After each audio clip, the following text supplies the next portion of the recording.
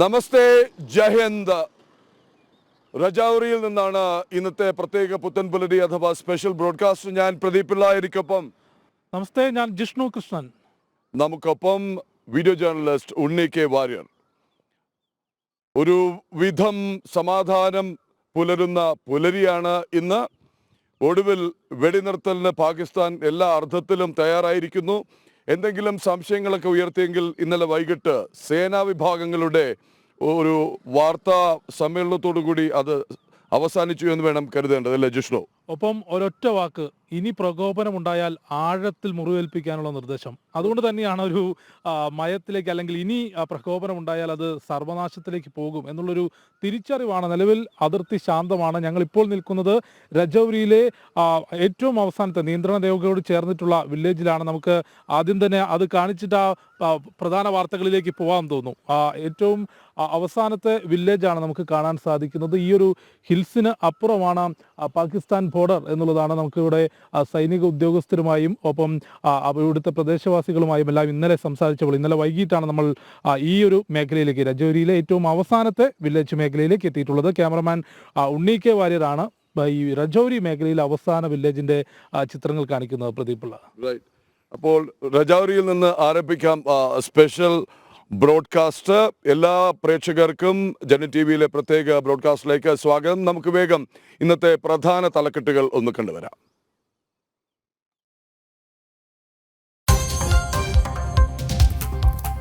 വെടിനിർത്തൽ ധാരണയ്ക്ക് പിന്നാലെ അതിർത്തി മേഖലകൾ സാധാരണ നിലയിലേക്ക്.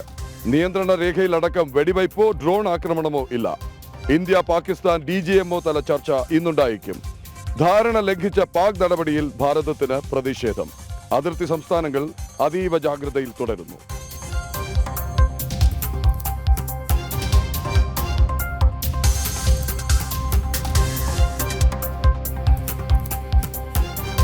റഷ്യൻ പ്രസിഡന്റ് വ്ളാഡിമിർ പുടിനുമായി നേരിട്ട് ചർച്ചയ്ക്ക് തയ്യാറെന്ന യുക്രൈൻ പ്രസിഡന്റ് വ്ളാഡിമിർ സെലൻസ്കി. കൂടിക്കാഴ്ച വ്യാഴാഴ്ച തുർക്കിയിലെ ഇസ്താംബുളിൽ. US പ്രസിഡന്റ് ഡൊണാൾഡ് ട്രംപിന്റെ ഇടപെടൽ നിർണായകം.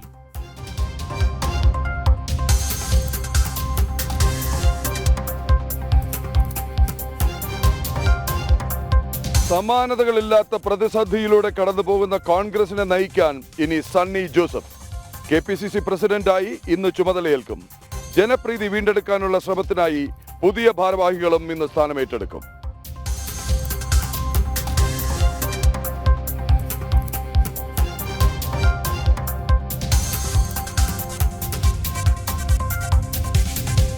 കേരളത്തെ നടുക്കിയ നന്ദൻകോട് കൂട്ടക്കൊലക്കേസിൽ വിധി ഇന്ന്. പ്രതി കേഡൽ ജിൻസൺ രാജ കുറ്റക്കാരനാണോ എന്ന് വിധിക്കുന്നത് തിരുവനന്തപുരം അഡീഷണൽ സെഷൻസ് കോടതി. അച്ഛനും അമ്മയും സഹോദരിയും അടക്കം 4 പേരെ കൊന്ന പ്രതിക്ക് പരമാവധി ശിക്ഷ നൽകണമെന്ന് പ്രോസിക്യൂഷൻ.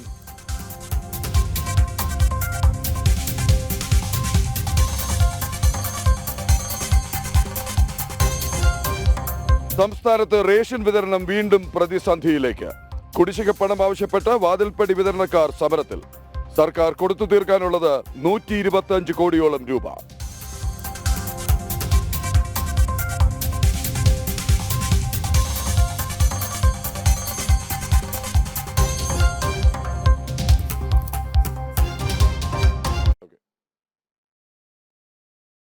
വിറപ്പിച്ച് ഭാരതം.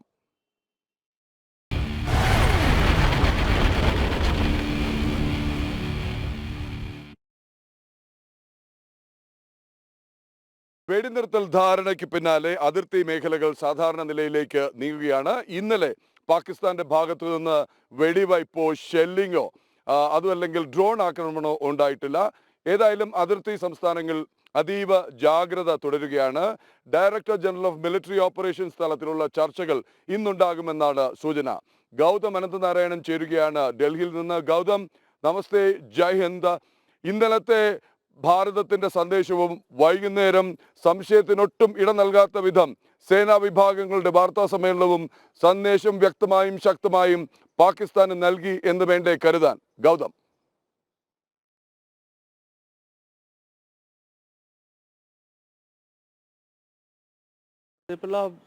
ജിഷ്ണു, നമസ്കാരം. നേരത്തെ സൂചിപ്പിച്ചതുപോലെ തന്നെ ഇന്നലെ വൈകുന്നേരത്തെ വാർത്താ സമ്മേളനം കൃത്യമായ സന്ദേശം ശത്രുവിന് നൽകുന്നതായിരുന്നു, ശത്രു രാജ്യത്തിന് നൽകുന്നതായിരുന്നു എന്ന് വേണം വിശേഷിപ്പിക്കുവാൻ.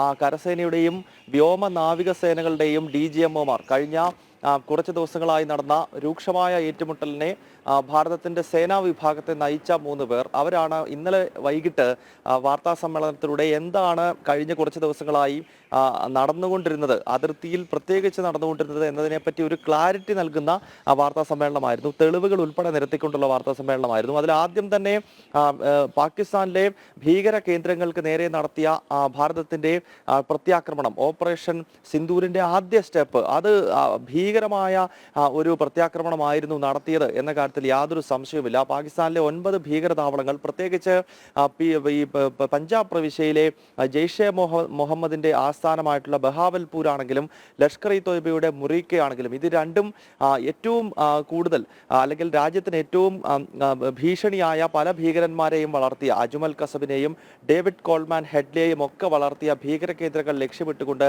ഭാരതം നടത്തിയ സർജിക്കൽ സ്ട്രൈക്ക് അത് എല്ലാ അർത്ഥത്തിലും വിജയം കണ്ടു എന്ന് സൈന്യം തെളിവുകൾ നിരത്തി തന്നെ കാണിക്കുന്നുണ്ടായിരുന്നു. ഏതാണ്ട് 100-ലധികം ഭീകരന്മാർ കൊല്ലപ്പെട്ടിരിക്കുകയാണ്. അക്കാര്യം നേരത്തെ തന്നെ പാകിസ്ഥാനും അതോടൊപ്പം ഈ ഭീകര സംഘടനകളും തന്നെ സ്ഥിരീകരിച്ചിരുന്നു. മൗലാന മസൂദ് അസറൊക്കെ തന്നെ അയാളുടെ അടുത്ത ബന്ധുക്കളൊക്കെ കൊല്ലപ്പെട്ടു എന്ന കാര്യം സ്ഥിരീകരിച്ചത് നമ്മൾ കണ്ടതാണ്. എന്തായാലും ഓപ്പറേഷൻ സിന്ദൂരിന്റെ ആദ്യ പടി അല്ലെങ്കിൽ ആദ്യം കേന്ദ്ര സർക്കാർ ലക്ഷ്യമിട്ടതും ഇത് തന്നെയായിരുന്നു, ഭീകര കേന്ദ്രങ്ങളെ പൂർണ്ണമായി തന്നെ ഇല്ലാണ്ടാക്കുക എന്നതാണ്. ഇനിയും പാകിസ്ഥാനിൽ ലോഞ്ചിങ് പാഡുകളും ഭീകര കേന്ദ്രങ്ങളും പ്രവർത്തിക്കുന്നുണ്ട്. കാരണം ഏതാണ്ട് 21ഓളം ഭീകര കേന്ദ്രങ്ങളാണ് ഭാരതത്തിന്റെ സർക്കാരും അതോടൊപ്പം തന്നെ നമ്മുടെ റോയ് ഉൾപ്പെടെയുള്ള രഹസ്യാന്വേഷണ വിഭാഗങ്ങൾ ഐഡന്റിഫൈ ചെയ്തിരിക്കുന്നത്. അതിനാൽ ഇനിയും ഇത്തരം ഭീകര കേന്ദ്രങ്ങൾ ലക്ഷ്യമിട്ടുള്ള ആക്രമണങ്ങൾ ഉണ്ടാകുമെന്ന് തന്നെയാണ് ഈ ഓപ്പറേഷൻ സിന്ദൂർ അവസാനിച്ചിട്ടില്ല എന്ന് കേന്ദ്ര സർക്കാർ വിശദീകരിക്കുന്നതിലൂടെ നമുക്ക് മനസ്സിലാക്കാൻ സാധിക്കുന്നത്. ഒപ്പം കഴിഞ്ഞ ദിവസങ്ങളിൽ നടന്നിട്ടുള്ള ഏറ്റുമുട്ടലുകളിൽ പാകിസ്ഥാന്റെ ഭാഗത്തുണ്ടായ നാശനഷ്ടം സംബന്ധിച്ചും സൈന്യം വിശദീകരിക്കുന്നുണ്ടായിരുന്നു. പാകിസ്ഥാന്റെ 40 പട്ടാളക്കാർ കൊല്ലപ്പെട്ടതായാണ് നമ്മുടെ സൈന്യത്തിനും നമ്മുടെ IB അതോടൊപ്പം തന്നെ റോ പോലെയുള്ള രഹസ്യാന്വേഷണ വിഭാഗങ്ങൾക്ക് ലഭ്യമായിട്ടുള്ള വിവരം. 35-നും 40-നും ഇടയിൽ പാക് പട്ടാളക്കാർ അതിർത്തിയിൽ കൊല്ലപ്പെട്ടതായി നമുക്ക് മനസ്സിലാക്കാൻ സാധിക്കുന്നുണ്ട്. അതോടൊപ്പം പിന്നീട് വ്യോമതാവളങ്ങൾ ലക്ഷ്യമിട്ട് ഭാരതം നടത്തിയിട്ടുള്ള പ്രത്യാക്രമണം അത് തന്നെയാണ് പാകിസ്ഥാനെ വളരെ പെട്ടെന്ന് ഈ സംഘർഷത്തിൽ നിന്നും പിന്മാറാൻ പ്രേരിപ്പിച്ചത് എന്ന് തന്നെയാണ് ഇപ്പോൾ നമുക്ക് ലഭ്യമാകുന്ന വിവരം എന്നത്. കാരണം ബ്രഹ്മോസ് ഒക്കെ ഉൾപ്പെടെയുള്ള ഭാരതത്തിന്റെ ഏറ്റവും പ്രധാനപ്പെട്ട ആയുധങ്ങൾ ഉപയോഗിച്ചു തന്നെ ശത്രുവിന്റെ പാളയങ്ങളിൽ ഹിറ്റ് ചെയ്യാൻ നമ്മുടെ സൈന്യത്തിന് സാധിച്ചു എന്നുള്ളതാണ്. അപ്പോൾ സ്വാഭാവികമായും അത് വലിയ സന്ദേശം പാകിസ്ഥാന് നൽകുന്നതായിരുന്നു. പ്രത്യേകിച്ച് ഏറ്റവും അവസാനം മിസൈൽ ആക്രമണത്തിലൂടെ പാകിസ്ഥാന്റെ തലസ്ഥാനമായ ഇസ്ലാമാബാദിനോട് ചേർന്ന് മിസൈൽ ആക്രമണം ഉണ്ടാവുകയും അവിടുത്തെ എയർബേസിന്റെ റൺവേ ഉൾപ്പെടെ പൂർണ്ണമായി തകർന്നു പോവുകയും ഒക്കെ ചെയ്യുന്ന സാഹചര്യമുണ്ടായി. ഇതോടുകൂടി പാകിസ്ഥാന് കാര്യങ്ങൾ മനസ്സിലായി. കാരണം ഭാരതത്തിലേക്ക് ഡ്രോൺ പറത്തി വിടുന്നത് പോലെയല്ല, തിരിച്ച് ഉഗ്രശേഷിയുള്ള മിസൈലുകളും മറ്റും വന്ന് പതിക്കും എന്ന ബോധ്യം ഇസ്ലാമാബാദിന് ഉണ്ടായതോടുകൂടി വളരെ പെട്ടെന്ന് തന്നെ പാകിസ്ഥാന്റെ DGMO ഭാരതത്തിന്റെ DGMOയുമായി ബന്ധപ്പെടുകയും ഒരു വെടിനിർത്തലിന് സമയമായി അല്ലെങ്കിൽ പെട്ടെന്ന് തന്നെ ഈ പ്രശ്നം പരിഹരിക്കണമെന്ന് ആവശ്യപ്പെടുകയും ചെയ്യുകയായിരുന്നു. എന്തായാലും ഈ ഭാരതത്തിന്റെ പ്രത്യാക്രമണം എത്രത്തോളം ശക്തമായിരുന്നു എന്ന് തെളിയിക്കുന്നതായിരുന്നു ഇന്നലത്തെ വാർത്താ സമ്മേളനം. അത് കൃത്യമായിട്ട് തന്നെ ഭാരതം പാകിസ്ഥാനിൽ നടത്തിയിട്ടുള്ള ആക്രമണങ്ങളിൽ കൃത്യമായി ആ സ്ഥലങ്ങളിൽ ഉണ്ടായിട്ടുള്ള നാശനഷ്ടങ്ങൾ, അവിടുത്തെ കെട്ടിടങ്ങൾ ഉൾപ്പെടെ തകർന്നിരിക്കുന്നതും അതിന്റെ മാപ്പുകൾ ഭാരതത്തിന്റെ പ്രത്യാക്രമണത്തിന് മുൻപും ശേഷവും അവിടുത്തെ മാറ്റങ്ങൾ സംബന്ധിച്ച് ഇതെല്ലാം കൃത്യമായിട്ട് തന്നെ വീഡിയോകളിലൂടെ ചിത്രീകരിച്ച് അത് മാധ്യമങ്ങൾക്ക് വിശദീകരിച്ച് നൽകുന്ന ഒരു വാർത്താ സമ്മേളനമാണ് ഇന്നലെ നടത്തിയത്. ഇതോടുകൂടി കൃത്യമായിട്ടൊരു ക്ലാരിറ്റി പൊതുസമൂഹത്തിനും അതോടൊപ്പം തന്നെ നമുക്കും ലഭ്യമാണ്. എന്തായിരുന്നു അതിർത്തിയിലും അതോടൊപ്പം തന്നെ വ്യോമ മേഖലകളിലുമൊക്കെ നടന്നുകൊണ്ടിരുന്നത് എന്നുള്ളത്.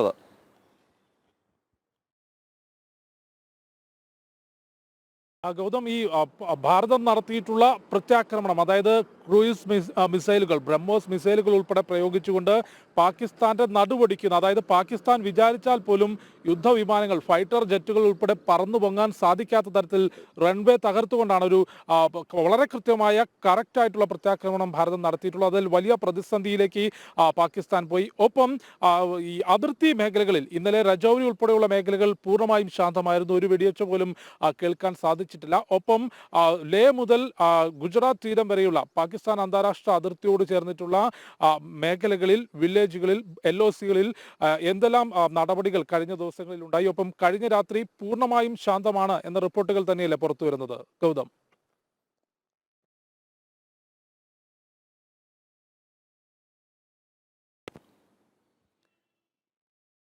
ജിഷ്ണു, ഇന്നത്തെ പുലരി എന്ന് പറയുന്നത് കുറച്ച് സമാധാനവും അതോടൊപ്പം തന്നെ ശുഭകരമായ വാർത്തകളും നിറഞ്ഞതാണ്. കാരണം ഇന്നലത്തെ രാത്രിയിൽ കാര്യമായ പ്രകോപനങ്ങളൊന്നും തന്നെ റിപ്പോർട്ട് ചെയ്തിട്ടില്ല. ജമ്മു കാശ്മീരിലെ നിയന്ത്രണ രേഖയിലാണെങ്കിലും ജമ്മു ഉൾപ്പെടുന്ന സ്ഥലത്തുള്ള രാജ്യാന്തര അതിർത്തിയിലാണെങ്കിലും കൂടാതെ ഗുജറാത്ത് അതോടൊപ്പം തന്നെ രാജസ്ഥാൻ, പഞ്ചാബ് തുടങ്ങിയ സംസ്ഥാനങ്ങളിലും ഈ 8, 9, 10 തീയതികളിൽ വലിയ തോതിലുള്ള പ്രകോപനങ്ങൾ ഉണ്ടാകുകയും ഭാരതം അതിന് കനത്ത തിരിച്ചടി നൽകുകയും ഒക്കെയാണ്. പക്ഷേ ഇന്നലത്തെ രാത്രിയിൽ പ്രത്യേകിച്ച് ജമ്മു കാശ്മീരിലെങ്കും കാര്യമായ പ്രകോപനങ്ങൾ നടന്നതായി മനസ്സിലാക്കാൻ സാധിക്കുന്നില്ല. ഗുജറാത്തിലും കാര്യമായ പ്രശ്നങ്ങൾ റിപ്പോർട്ട് ചെയ്തിട്ടില്ല. പഞ്ചാബിലും അങ്ങനെ തന്നെയാണ്. രാജസ്ഥാന്റെ ജയ്സൽമീറിൽ ഇന്നലെ രാത്രിയിൽ വെടിനിർത്തൽ കരാർ ലംഘനം പാകിസ്ഥാൻ നടത്തിയെന്ന ഒരു റിപ്പോർട്ടുണ്ട്. പക്ഷേ അത് സൈന്യം സ്ഥിരീകരിച്ചിട്ടില്ല. ചില ദേശീയ മാധ്യമങ്ങൾ മാത്രമാണ് അത്തരം ചില വാർത്തകൾ നൽകിയത്. അതിനൊരു സ്ഥിരീകരണം ഇനിയും സൈന്യത്തിന്റെ ഭാഗത്ത് നിന്ന് വരാനുണ്ട്. അങ്ങനെ ചില ഒറ്റപ്പെട്ട വാർത്തകൾ പുറത്തു വന്നതല്ലാതെ കാര്യമായ ഒരു പ്രകോപനമോ അല്ലെങ്കിൽ ജനവാസ കേന്ദ്രങ്ങൾ ലക്ഷ്യമിട്ടുകൊണ്ടുള്ള ഷെല്ലാക്രമണമോ ഇന്നലെ രാത്രിയിൽ ഉണ്ടായിട്ടില്ല എന്നത് തന്നെയാണ് ഇന്നത്തെ ഈ പുലരി. ഇത് സമാധാനത്തിന്റെ ഒരു പുലരിയാണ് എന്ന് നേരത്തെ വിശേഷിപ്പിച്ചതിന്റെ ഏറ്റവും പ്രധാനപ്പെട്ട കാരണം എന്നത്. മാത്രമല്ല ആകാശമാർഗമുള്ള പ്രകോപനങ്ങളും ഇന്നലെ റിപ്പോർട്ട് ചെയ്തിട്ടില്ല. കാരണം 7-ാം തീയതി മുതൽ ഇങ്ങോട്ട് എല്ലാ രാത്രികളിലും ഡ്രോണുകൾ പറത്തിയുള്ള പ്രകോപനം ഉണ്ടായിരുന്നു. ഒടുവിൽ അത് പട്ടാൻകോട് മേഖലയിലൊക്കെ നമ്മൾ കണ്ടതാണ്. പകൽ സമയത്ത് തന്നെ ഡ്രോണുകൾ പറത്തി പ്രകോപനം സൃഷ്ടിക്കുകയും അത് അവിടെ വെച്ച് തന്നെ വെടിവെച്ചിടുകയും ഒക്കെ ചെയ്യുന്നത് നമ്മൾ കണ്ടു. ഏറ്റവും ഒടുവിൽ മിസൈലുകൾ ഡൽഹി ലക്ഷ്യമിട്ടുകൊണ്ട് വന്ന മിസൈൽ സിർസയിൽ വെച്ച് ഭാരതം അതിനെ നിർവീര്യമാക്കി. അങ്ങനെ കഴിഞ്ഞ കുറച്ച് ദിവസങ്ങൾ തുടർച്ചയായ സംഘർഷങ്ങളുടെയും വെടിവെച്ചകളുടെയും ഒക്കെ ദിനരാത്രങ്ങളാണ് കടന്നുപോയത്. പക്ഷേ ഇന്നലെ രാത്രിയിൽ പ്രകോപനം പാകിസ്ഥാന്റെ ഭാഗത്ത് നിന്ന് ഉണ്ടായിട്ടില്ല. ജനവാസ കേന്ദ്രങ്ങളിലേക്ക് ആക്രമണം ഉണ്ടായിട്ടില്ല എന്നുള്ളതാണ്. അതിനാൽ തന്നെ നിലവിൽ സാഹചര്യങ്ങൾ കുഴപ്പമില്ലാതെ മുന്നോട്ട് പോവുകയാണ്. എങ്കിൽ പോലും സൈന്യം കനത്ത ജാഗ്രതാ നിർദ്ദേശം നൽകിയിരിക്കുന്നു. മാത്രമല്ല ഈ അതിർത്തി ഗ്രാമങ്ങളിലേക്ക് ഇപ്പോൾ മടങ്ങി പോകേണ്ടതില്ല എന്ന നിർദ്ദേശം ജനങ്ങൾക്ക് സൈന്യവും അതോടൊപ്പം തന്നെ ജമ്മു കാശ്മീരിലെ ഭരണകൂടവും നൽകിയിരിക്കുകയാണ്. കാരണം ഈ പൂഞ്ച് അതോടൊപ്പം തന്നെ ഇപ്പോൾ ജിഷ്ണുവും പ്രദീപ് പിള്ളയും നിൽക്കുന്ന രജോരി ഉൾപ്പെടെയുള്ള സ്ഥലങ്ങളിൽ നിങ്ങൾക്കറിയാം, അവിടുത്തെ സാധാരണ ആളുകളെയൊക്കെ ആ നിയന്ത്രണ രേഖയിൽ നിന്നും അതോടൊപ്പം തന്നെ രാജ്യാന്തര അതിർത്തിയിൽ നിന്നും വളരെ മാറി ജമ്മു അതോടൊപ്പം തന്നെ ശ്രീനഗർ തുടങ്ങിയ നഗരങ്ങളിലേക്കോ അല്ലെങ്കിൽ മറ്റു സ്ഥലങ്ങളിലേക്കോ മാറ്റി പാർപ്പിച്ചിരിക്കുകയാണ്. അങ്ങനെ ആ നിയന്ത്രണ രേഖയിലും അതോടൊപ്പം തന്നെ ഈ രാജ്യാന്തര അതിർത്തിയോടും ചേർന്ന് താമസിക്കുന്ന ആളുകളോട് ഇത്ര പെട്ടെന്ന്, അതായത് ഇന്നലെ രാത്രിയിൽ പ്രശ്നങ്ങളൊന്നും ഉണ്ടായില്ല എന്ന് കണ്ട് വളരെ പെട്ടെന്ന് തിരിച്ചവിടേക്ക് പോകേണ്ട എന്നൊരു നിർദ്ദേശം തന്നെയാണ്. ഇപ്പോൾ താൽക്കാലികമായി ദുരിതാശ്വാസ ക്യാമ്പുകളിൽ തന്നെ കഴിയണം എന്ന നിർദ്ദേശം ഇപ്പോൾ ഭരണകൂടം നൽകിയിട്ടുണ്ട്. മാത്രമല്ല ഇന്നിപ്പോൾ ജമ്മു കാശ്മീരിൽ ഒരു യോഗം മുഖ്യമന്ത്രി ഒമർ അബ്ദുള്ള വിളിച്ചു ചേർത്തതായി മനസ്സിലാക്കാൻ സാധിക്കുന്നു. ഈ നിയന്ത്രണ രേഖ രാജ്യാന്തര അതിർത്തിയിലും പാകിസ്ഥാന്റെ ഷെൽ ആക്രമണത്തിലുണ്ടായ നാശനഷ്ടം സംബന്ധിച്ചുള്ള കണക്കെടുക്കുന്നതിനായാണ് ഇന്നിപ്പോൾ ജമ്മു കാശ്മീർ മുഖ്യമന്ത്രി ഒമർ അബ്ദുള്ളയുടെ ഒരു യോഗം ശ്രീനഗറിൽ ഒമർ അബ്ദുള്ള വിളിച്ചു ചേർത്തിരിക്കുന്നത്. ഓക്കെ ഗൗതം, അതിർത്തി മേഖല ശാന്തമാണ്. ഗൗതം സൂചിപ്പിച്ചതുപോലെ സമാധാനം പുലരട്ടെ, സമാധാനത്തിന്റെ പുലരിയാകട്ടെ. പൂഞ്ച്, രജൌരി തുടങ്ങി ബാരാമുള്ള, കുപ്വാര തുടങ്ങി കഴിഞ്ഞ ദിവസങ്ങളിൽ അതിശക്തമായി പാകിസ്ഥാൻ ഷെല്ലാക്രമണം നടത്തിയിട്ടുള്ള മേഖലയെല്ലാം കഴിഞ്ഞ രാത്രി ശാന്തമായിരുന്നു. പാകിസ്ഥാന്റെ പ്രകോപനമില്ലെങ്കിൽ ഭാരതം അതീവ ശാന്തമാണ്. യാതൊരു തരത്തിലും ഭാരതത്തിന്റെ ഭാഗത്തുനിന്ന് ഒരു മുട്ടുസൂചിയുടെ പ്രകോപനം പോലും ഉണ്ടാകില്ല എന്ന് വളരെ കൃത്യമായി സൈന്യവും രാജ്യത്തിന്റെ ഭരണ നേതൃത്വവും വ്യക്തമാക്കിയിട്ടുണ്ട്. പക്ഷേ ഒരു പ്രകോപനവും മറുപടി നൽകാതെ വിട്ടുപോകില്ല. നയം വളരെ കൃത്യമാണ്. നമുക്ക് അടുത്ത ലൈവ് റിപ്പോർട്ടുകളിലേക്കും സ്റ്റോറികളിലേക്കും വളരെ വേഗം തിരിച്ചെത്താം ഒരു ചെറിയ ഇടവേളയ്ക്ക് ശേഷം.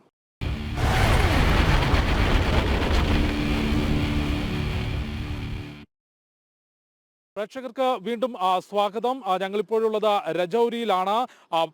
പാകിസ്ഥാനുമായി അന്താരാഷ്ട്ര അതിർത്തി പങ്കിടുന്ന മേഖലകളിൽ നേരത്തെ സൂചിപ്പിച്ചതുപോലെ അതിർത്തി മേഖലകൾ കഴിഞ്ഞ ഒരു രാത്രി പൂർണ്ണമായും ശാന്തമായിരുന്നെങ്കിൽ പോലും പ്രതിരോധ നിര ഒട്ടും കുറച്ചിട്ടില്ല എന്ന് മാത്രമല്ല നമുക്ക് നേരിട്ട് കാണാൻ സാധിച്ചത്. ഒരിക്കലും അത് ദൃശ്യങ്ങൾ എത്തിക്കാൻ സാധിക്കില്ല, പക്ഷേ നേരിട്ട് കാണിക്കരുത്, പറയരുത് എന്നുള്ള സൈന്യത്തിന്റെയും ഭാരത സർക്കാരിന്റെയും നിർദ്ദേശം നമ്മൾ അക്ഷരം പ്രതി പാലിച്ചു. നമുക്ക് മുന്നിലൂടെ നീങ്ങിയ ഒരു ട്രൂപ്പ് മൂവ്മെന്റും നമ്മൾ കാണിച്ചിട്ടില്ല. പക്ഷെ ഒരു കാര്യം വളരെ വ്യക്തമായി പ്രേക്ഷകരോട് പറയാം, ഭാരതീയർ സുരക്ഷിതരാണ്. വെടിനിർത്തൽ എന്ന് പാകിസ്ഥാൻ പറഞ്ഞെങ്കിലും ഭാരതം ഒട്ടും ഒരു തുള്ളി പോലും അക്കാര്യത്തിൽ പ്രതിരോധ നടപടികളിൽ വെള്ളം ചേർക്കുന്നില്ല എന്ന് മാത്രമല്ല എല്ലാ അതിർത്തി മേഖലകളിലും പ്രതിരോധം ശക്തമാക്കിയിരിക്കുകയാണ്. ഒരു മൊട്ടുസൂചി കൊണ്ട് പോലും ഇങ്ങോട്ടേക്ക് കടന്നു കയറാൻ കഴിയാത്ത വിധം പ്രതിരോധ നിര ശക്തമാക്കുന്ന കാഴ്ചകളാണ് അതിർത്തിയിലുടനീളം നമുക്ക് കഴിഞ്ഞ ദിവസം കാണാൻ കഴിഞ്ഞത്. അതുകൊണ്ട് അതിർത്തി കാക്കുന്ന നമ്മുടെ ജവാന്മാർക്ക്, നമ്മുടെ ഓഫീസർമാർക്ക് നന്ദി പറഞ്ഞുകൊണ്ട് നമുക്ക് ശാന്തരായി രാജ്യത്തിന് വേണ്ടി പ്രവർത്തിക്കാം.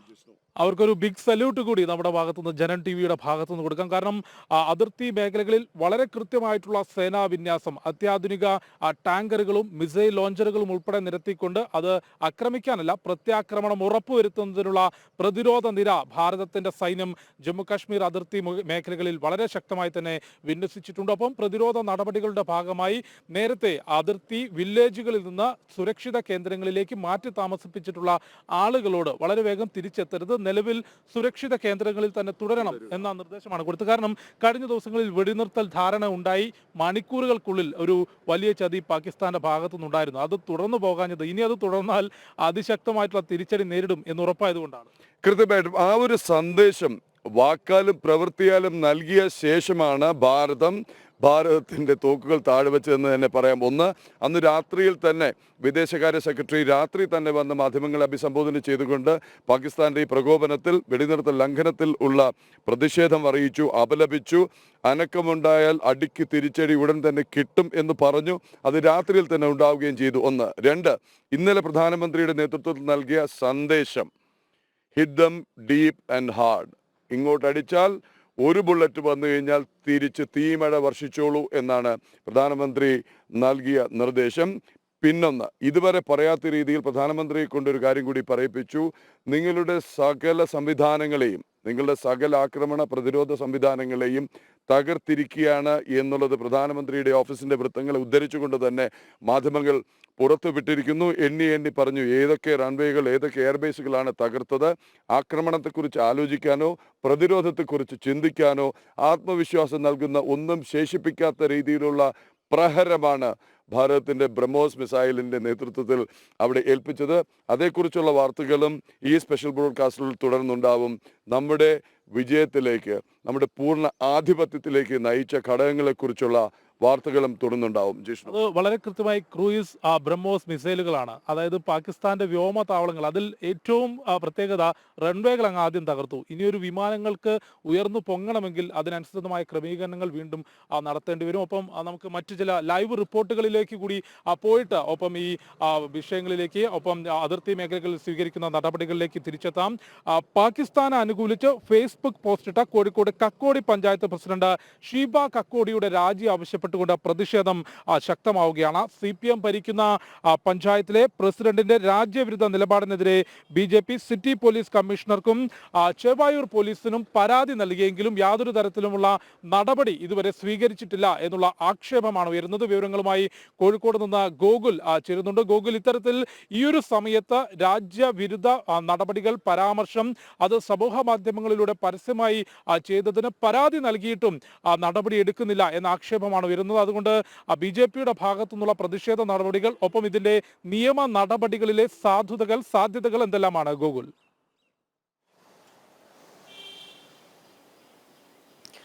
നേരത്തെ തന്നെ ഇത്തരത്തിലൊരു ഫേസ്ബുക്ക് പോസ്റ്റ് ഇട്ട സമയത്ത് ഈ കക്കോടി പഞ്ചായത്ത് ഓഫീസിലേക്ക് BJPയുടെ നേതൃത്വത്തിൽ വലിയ ഒരു പ്രക്ഷോഭം സംഘടിപ്പിക്കുകയൊക്കെ ചെയ്തിരുന്നു. അതായത് ഏത് സമയത്താണ് ഈ കക്കോടി പഞ്ചായത്ത് പ്രസിഡന്റായിട്ടുള്ള CPM പ്രവർത്തകയായിട്ടുള്ള ഷീബ ഈ പോസ്റ്റ് ഇട്ടത് എന്നുള്ളതാണ് ശ്രദ്ധേയമായിട്ടുള്ള കാര്യം. പെഹൽഗാം ഭീകരാക്രമണം നടക്കുന്നു, 26 ആളുകൾ കൊല്ലപ്പെടുന്നു. ആ സമയത്ത് കക്കോടി പഞ്ചായത്ത് പ്രസിഡന്റായിട്ടുള്ള ഷീബയ്ക്ക് ഇത്തരത്തിലൊരു മനപ്രയാസം ഉണ്ടാവുന്നില്ല, യുദ്ധ സാഹചര്യം ഉണ്ടാവുന്നു എന്ന തരത്തിലെ ചിന്ത അവർക്ക് ഉണ്ടാവുന്നില്ല. പിന്നീട് പെഹൽഗാം ഭീകരാക്രമണത്തിന് മറുപടിയായി 9 ഭീകര കേന്ദ്രങ്ങൾ ഇന്ത്യയുടെ സൈന്യം, ഭാരതത്തിന്റെ സൈന്യം 9 ഭീകര കേന്ദ്രങ്ങൾ POKയിലും പാകിസ്ഥാനിലെയും അടിച്ചു തകർത്തതിന് ശേഷമാണ് ഇവർക്ക് ഇത്തരത്തിലൊരു മനോവിചാരം ഉണ്ടാവുന്നത്. അവർ ഇട്ട ഫേസ്ബുക്ക് പോസ്റ്റ് അതിർത്തിക്കപ്പുറമുള്ളവരും മനുഷ്യരാണ്, വികാര വിചാരങ്ങൾ ഉള്ളവരാണ് എന്നതാണ്. അതായത് നമ്മുടെ പഹൽഗാം ഭീകരാക്രമണത്തിന് ഭാരതത്തിന്റെ സൈന്യം തക്കതായ രീതിയിൽ മറുപടി നൽകിയ സമയത്താണ് ഇവർക്ക് ഇത്തരത്തിലുള്ള യുദ്ധവിചാരങ്ങൾ, യുദ്ധവിരുദ്ധ സാഹിത്യങ്ങൾ എന്നൊക്കെ നമ്മളിപ്പോൾ കുറച്ച് ദിവസങ്ങളായി ഫേസ്ബുക്കിൽ കാണുന്നുണ്ട്. CPMന്റെ പഞ്ചായത്ത് പ്രസിഡന്റിന്റെ ഭാഗത്ത് ഉണ്ടായിട്ടുള്ളത് എന്നുള്ളതാണ് പ്രധാനപ്പെട്ട കാര്യം. നമ്മുടെ 26 ആളുകൾ കൊല്ലപ്പെട്ട സമയത്ത് ഉണ്ടാവാത്ത രീതിയിലുള്ള വികാര വിചാരങ്ങൾ അവർക്ക് നമ്മൾ ഭീകരരുടെ കേന്ദ്രങ്ങൾ അടിച്ചു തകർത്ത് അവരെ തരിപ്പണമാക്കിയ സമയത്ത് ഉണ്ടായി എന്നുള്ളതാണ് ശ്രദ്ധേയമായിട്ടുള്ള കാര്യം. അതിന്റെ ഭാഗമായിട്ടായിരുന്നു BJPയുടെ നേതൃത്വത്തിൽ വലിയ രീതിയിലുള്ള പ്രതിഷേധങ്ങളൊക്കെ സംഘടിപ്പിച്ചത്. പഞ്ചായത്ത് ഓഫീസിലേക്ക് മാർച്ച് നടത്തി അത് ഒരു പോലീസുമായി ഒരു സംഘർഷത്തിലൊക്കെ ഇടയാക്കുന്ന സാഹചര്യം ഉണ്ടായിരുന്നു. പക്ഷേ പഞ്ചായത്ത് പ്രസിഡന്റിന്റെ സ്ഥാനത്ത് നിന്ന് അവരെ മാറ്റാൻ CPMോ മറ്റു നടപടിയിലേക്ക് കടക്കാൻ പോലീസോ തയ്യാറായിട്ടില്ല എന്നുള്ളതാണ് ഇതിലെ പ്രധാനപ്പെട്ട കാര്യം. കഴിഞ്ഞ കുറച്ച് ദിവസങ്ങളായിട്ട് നമ്മൾ കാണുന്ന ഒരു പ്രത്യേകതയുണ്ട്. അതായത് നമ്മുടെ ആളുകൾക്ക് എന്തെങ്കിലും തരത്തിൽ അപകടം പറ്റിയ നടത്തിയ സമയത്ത്, മരണപ്പെട്ട സമയത്ത് പാകിസ്ഥാൻ തീവ്രവാദികൾ രാജ്യത്തിന്റെ അതിർത്തി കടന്ന് ഇങ്ങോട്ടേക്ക് വന്ന് മതം നോക്കി വെടിവെച്ചു കൊന്ന സമയത്ത് ഒരു തരത്തിലുള്ള അപലപനീയമോ അല്ലെങ്കിൽ യുദ്ധവിരുദ്ധ സാഹിത്യമോ ഒന്നും എഴുതാതിരുന്ന ഈ മത തീവ്രവാദികളുടെ ഇത്തരത്തിലുള്ള കടന്നുകയറ്റത്തിനെതിരെ പ്രതിഷേധിക്കാതിരുന്ന ആളുകൾ നമ്മൾ തിരിച്ചു കൊടുക്കുന്ന സമയത്ത് അത് ആരെയാണ് തിരിച്ചു കൊടുത്തിട്ടുള്ളത്? സാധാരണക്കാരായ ആളുകളെ കൊടുത്തിട്ടില്ല. പാകിസ്ഥാൻ ആർമിയെ നമ്മളൊന്നും ചെയ്തിട്ടില്ല. പാകിസ്ഥാന്റെ സ്വതന്ത്ര സംവിധാനത്തെ ഒന്നും ചെയ്തിട്ടില്ല. നമ്മൾ തിരിച്ചു കൊടുത്തത് കൃത്യമായി പ്രധാനമന്ത്രി പറഞ്ഞതുപോലെ നമ്മൾ പിന്തുടർന്ന് അവരെ വേട്ടയാടി ഇല്ലാതാക്കിയത് തീവ്രവാദികളുടെ കേന്ദ്രങ്ങളെയാണ്, അവരുടെ നേതൃത്വത്തെയാണ്, അവരുടെ തീവ്രവാദ നേതാക്കന്മാരെയാണ്. അങ്ങനെ ഇല്ലാതാക്കിയ സമയത്താണ് ഇവർ ഈ രീതിയിലുള്ള കാര്യങ്ങൾ എഴുതി വിടുന്നത് എന്നുള്ളതാണ്. നമ്മുടെ രാജ്യത്തിന്റെ സൈന്യത്തെ, സേനയ്ക്ക് എത്രത്തോളം മനോവിഷമം ഉണ്ടാകുന്നു. ഒരുപക്ഷെ അവർ ഇതൊന്നും സ്വാധീനിക്കുന്ന ഘടകമല്ലായിരിക്കാം. അവരുടെ മുമ്പിൽ രാഷ്ട്രമാധ്യമം എന്ന ചിന്ത മാത്രമാണ് ഉള്ളത് എന്ന് നമുക്കറിയാം. പക്ഷേ ഇത്തരത്തിലുള്ള കുലംകുത്തികൾ രാജ്യത്തിന്റെ, സംസ്ഥാനത്തിന്റെ വിവിധ ഭാഗങ്ങളിൽ നിന്ന് ഈ രീതിയിലുള്ള ഫേസ്ബുക്ക് പോസ്റ്റുമായി മുന്നോട്ടേക്ക് വരുമ്പോൾ എന്ത് തരത്തിലുള്ള സന്ദേശമാണ് അവർ നമ്മുടെ ഇത്തരത്തിലുള്ള പ്രത്യാക്രമണത്തിന് നൽകുന്നത് എന്നുള്ളത് ചിന്തിക്കേണ്ട കാര്യമാണ്. അതിന് തീർച്ചയായിട്ടും നടപടികൾ ഉണ്ടാവേണ്ടതാണ്. BJP-യും കോൺഗ്രസും പോലെയുള്ള രാഷ്ട്രീയ കക്ഷികൾ അതിനെതിരെ പ്രതിഷേധ പ്രകടനവുമായി രംഗത്ത് വന്നു. സിറ്റി പോലീസ് കമ്മീഷണർക്കും ചേവായൂർ പോലീസിനും BJP പരാതി നൽകി. പക്ഷേ തുടർ നടപടി ഉണ്ടാവുന്നില്ല. ഇത്തരത്തിലുള്ള ഈ നിലപാടുകൾക്കെതിരെ കർശനമായ നടപടികൾ മറ്റൊന്നും നോക്കാതെ തന്നെ സ്വീകരിക്കേണ്ട സാഹചര്യമാണ് ഉണ്ടാവുന്നത്. പോലീസിന്റെ ഭാഗത്ത് എന്തായാലും ഉണ്ടാവേണ്ടതാണ്. അതില്ലാത്ത സാഹചര്യത്തിൽ വീണ്ടും വലിയ പ്രതിഷേധങ്ങളുമായി BJP മുന്നോട്ടേക്ക് പോകാനും ഉന്നത പോലീസ് ഉദ്യോഗസ്ഥർക്ക് പരാതി നൽകാനുമുള്ള നടപടികളിലേക്കാണ് BJP കടക്കാനൊരുങ്ങുന്നത്. ജിഷ്ണു, പ്രദീപ് പിള്ള. ശരി ഗോകുൽ, പാകിസ്ഥാനിലെ ഭീകരവാദികൾക്ക് പോലും തൽക്കാലത്തേക്ക് തലയിൽ വെളിച്ചം വീണിട്ടും നമ്മുടെ നാട്ടിലെ ചില അഭിനവ വിപ്ലവകാരികൾക്ക് ഇതൊന്നും ബോധ്യപ്പെട്ടിട്ടല്ല എന്ന് വേണം കരുതാൻ. ചില നരേഷൻസ് ഉണ്ടാക്കുകയാണ്. എങ്ങനെ രാഷ്ട്രീയപരമായി നിലവിലെ ഭരണ നേതൃത്വത്തെ പ്രതിരോധത്തിലാക്കാം. അതായത് യുദ്ധം നേരത്തെ കഴിഞ്ഞ ദിവസങ്ങളിലെ രാത്രി നമ്മൾ ഈ സമൂഹ മാധ്യമങ്ങൾ നോക്കുകയാണ്. യുദ്ധം ആരംഭിക്കാതിരുന്നപ്പോൾ എന്തുകൊണ്ട് യുദ്ധം ആരംഭിക്കുന്നില്ല എന്ന ചോദ്യം. യുദ്ധം ആരംഭിച്ചപ്പോൾ യുദ്ധം മനുഷ്യനെതിരാണ് എന്നുള്ള നരേഷൻ, വെടിനിർത്തിയപ്പോൾ എന്തുകൊണ്ട് വെടിനിർത്തി എന്നുള്ള അത്തരത്തിലൊരു ചില നരേഷൻസ് രാജ്യത്തിനെതിരെ സ്വീകരിക്കുക എന്നുള്ളത് പലപ്പോഴും പ്രത്യേകിച്ച് കേരളത്തിൽ ഉൾപ്പെടെ ഒരു സ്വാഭാവിക രീതിയായി അതിനെ പിന്തുണയ്ക്കാൻ ഒരു കൂട്ടം ആളുകൾ എത്തുന്നു എന്നുള്ളതാണ് വളരെ വിഷമിപ്പിക്കുന്ന ഒരു കാര്യം. ജിഷ്ണു ഇത് പറഞ്ഞപ്പോഴാണ് ഒരു പ്രമുഖ വിപ്ലവ നായകന്റെ പോസ്റ്റ് ശ്രദ്ധയിൽപ്പെട്ടത്. വളരെയധികം ആൾക്കാർ അത് കാണുകയൊക്കെ ചെയ്തിരുന്നു. സ്വന്തം മുറ്റത്ത് മിസൈൽ പതിക്കുമ്പോഴേ അതിൻ്റെ വേദന അറിയൂ എന്ന്. സ്വന്തം മുറ്റത്ത് മിസൈൽ പതിക്കാതിരിക്കുന്നത്, ഇങ്ങ് നമ്മൾ സമാധാനമായി ഇരിക്കുന്നത് ഇത്തരം ചില നടപടികൾ ശക്തമായി സ്വീകരിക്കുന്നത് കൊണ്ടാണ്. അതല്ല, സ്വന്തം മുറ്റത്ത് പതിച്ച ശേഷമാണ് നമുക്ക് ഉറക്കമുണരേണ്ടത്, നമ്മൾ ഉണർന്നെണീക്കേണ്ടതെന്ന് കരുതി കഴിഞ്ഞു കഴിഞ്ഞാൽ, വളരെ ലളിതമായ ഭാഷയിൽ പറഞ്ഞു കഴിഞ്ഞാൽ വിവരക്കേട്, അതല്ലെങ്കിൽ മറ്റെന്തെങ്കിലും അന്ധത ബാധിച്ചിരിക്കുന്നു എന്ന് വേണം കരുതാൻ.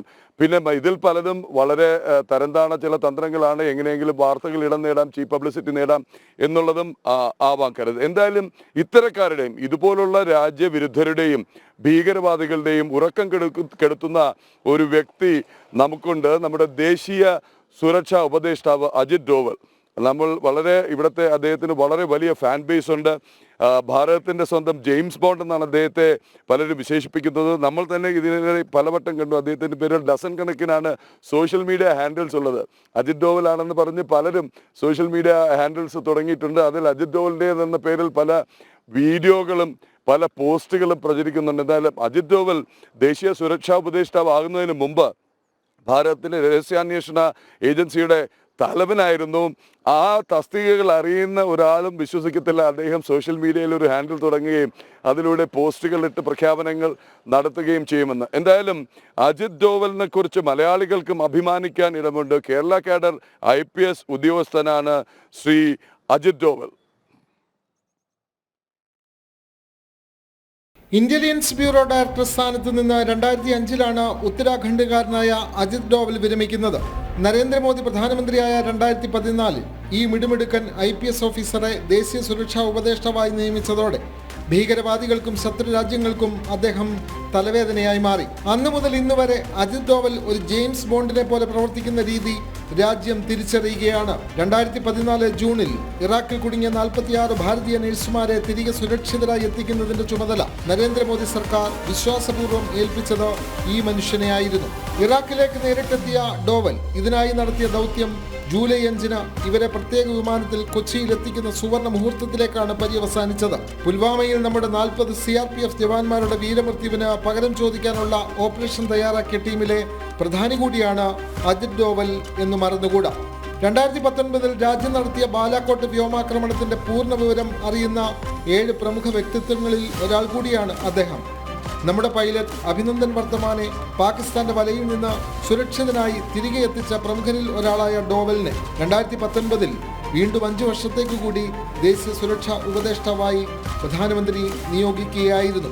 ഡോവൽ 68ലാണ് കേരള കേഡർ IPS ഉദ്യോഗസ്ഥനായി എത്തുന്നത്. 71ലെ തലശ്ശേരി കലാപം അടിച്ചമർത്താൻ നിയോഗിതനായത് ഇദ്ദേഹമായിരുന്നുവെന്നത് കേരളീയർ മറന്നിട്ടില്ല. സൈനിക കരുനീക്കങ്ങളിൽ അതിവിദഗ്ധനായ ഡോവൽ പാകിസ്ഥാൻ ചതിപ്രയോഗങ്ങൾ പിടിച്ചെടുക്കാൻ 7 വർഷം ഒരു മുസ്ലിം ചാരനായി അവിടെ ജീവിച്ചുവെന്ന് പലരും അറിഞ്ഞിരുന്നില്ല. ഈ 7 കൊല്ലം കൊണ്ട് അദ്ദേഹം ISI നീക്കങ്ങൾ മനസ്സിലാക്കി. അതുമാത്രമല്ല, ഗൂഗിൾ മാപ്പിനേക്കാൾ വേഗത്തിൽ പാകിസ്ഥാനിലെ ഓരോ സ്ഥലങ്ങളും തിരിച്ചറിയാനുള്ള കൂർമ്മതയും ആ അജ്ഞാതവാസകാലത്ത് സ്വന്തമാക്കിയിട്ടുണ്ട്. 88-ൽ സുവർണക്ഷേത്രം തകർക്കാനുള്ള ഖാലിസ്ഥാൻവാദികളുടെ നീക്കങ്ങളെ നിഷ്പ്രഭമാക്കിയതും ഇതേ ജെയിംസ് ബോണ്ട് തന്നെ. തീവ്രവാദികളിൽ ഒരാളായി അവരുടെ ഇടയിൽ നുഴഞ്ഞു കയറി പൊട്ടാത്ത ബോംബുകൾ കൈമാറിയ ഡോവലിന്റെ നീക്കങ്ങൾ ഒരുപക്ഷെ ഇന്നേ വരെ ഒരു സിനിമയിൽ പോലും നമ്മൾ കണ്ടിട്ടുണ്ടാവില്ല. 41 തീവ്രവാദികളെ വധിക്കാനും 200 പേരെ ജീവനോട് പിടികൂടാനും ഭാരതത്തിന് കഴിഞ്ഞത് ഡോവലിന്റെ ഈ വേഷപ്പകർച്ച കൊണ്ട് തന്നെ. സൈനിക മേധാവികൾക്ക് മാത്രം ലഭിക്കുന്ന കീർത്തിചക്രം അജിത് ഡോവലിന് 88-ൽ രാജ്യം നൽകിയത് ആ മഹത്തായ ദൗത്യത്തെ മാനിച്ചായിരുന്നു. മിസോറാം നാഷണൽ ഫ്രണ്ട് കലാപം അടിച്ചമർത്താനും ഈ മനുഷ്യൻ കലാപകാരിയുടെ വേഷമണിഞ്ഞിട്ടുണ്ട്. പ്രതിരോധത്തിൽ മാത്രം ശ്രദ്ധ പതിപ്പിച്ചിരുന്ന നമ്മുടെ സൈന്യത്തിന് വേണ്ടി വന്നാൽ ശത്രുവിന്റെ മടയിൽ കയറി പെരുമാറണമെന്ന പുതുതന്ത്രം ആവിഷ്കരിച്ചു നൽകിയ തന്ത്രജ്ഞന്റെ വൈഭവം രാഷ്ട്രം ഇന്നും തിരിച്ചറിയുന്നുണ്ട്. അതെ, അജിത് ഡോവൽ നമ്മുടെ ജെയിംസ് ബോണ്ട് തന്നെ എല്ലാ അർത്ഥത്തിലും. ന്യൂസ് ഡെസ്ക് ജനം. ഏതായാലും ഭാരതം ശക്തമാണ്. ഭാരതത്തെ ശക്തമാക്കി തന്നെ നിലനിർത്താൻ, ഭാരതത്തിന്റെ പ്രതിരോധം നിലനിർത്താൻ അതിനായി മാത്രം ജീവിതം ഒഴിഞ്ഞുവെച്ച ഒട്ടേറെ വ്യക്തിത്വങ്ങളുണ്ട്. അതിൽ നമുക്ക് അഭിമാനിക്കാം, ആസ്വദിക്കാം. നേരത്തെ പറഞ്ഞ പോലെ തന്നെ ജന TV ടീം ഇപ്പോൾ രജൗരിയിലാണുള്ളത്. ഇവിടെ താമസക്കാരനായ ഒരു അതിഥി നമ്മളോടൊപ്പം ചേരുന്നുണ്ട്, ശ്രീ ഫറൂഖ് അഹമ്മദ്. ഫറൂഖ് അഹമ്മദ് ഇവിടെ ടാക്സി ഡ്രൈവറാണ്. फरूक अहमद जी नमस्ते।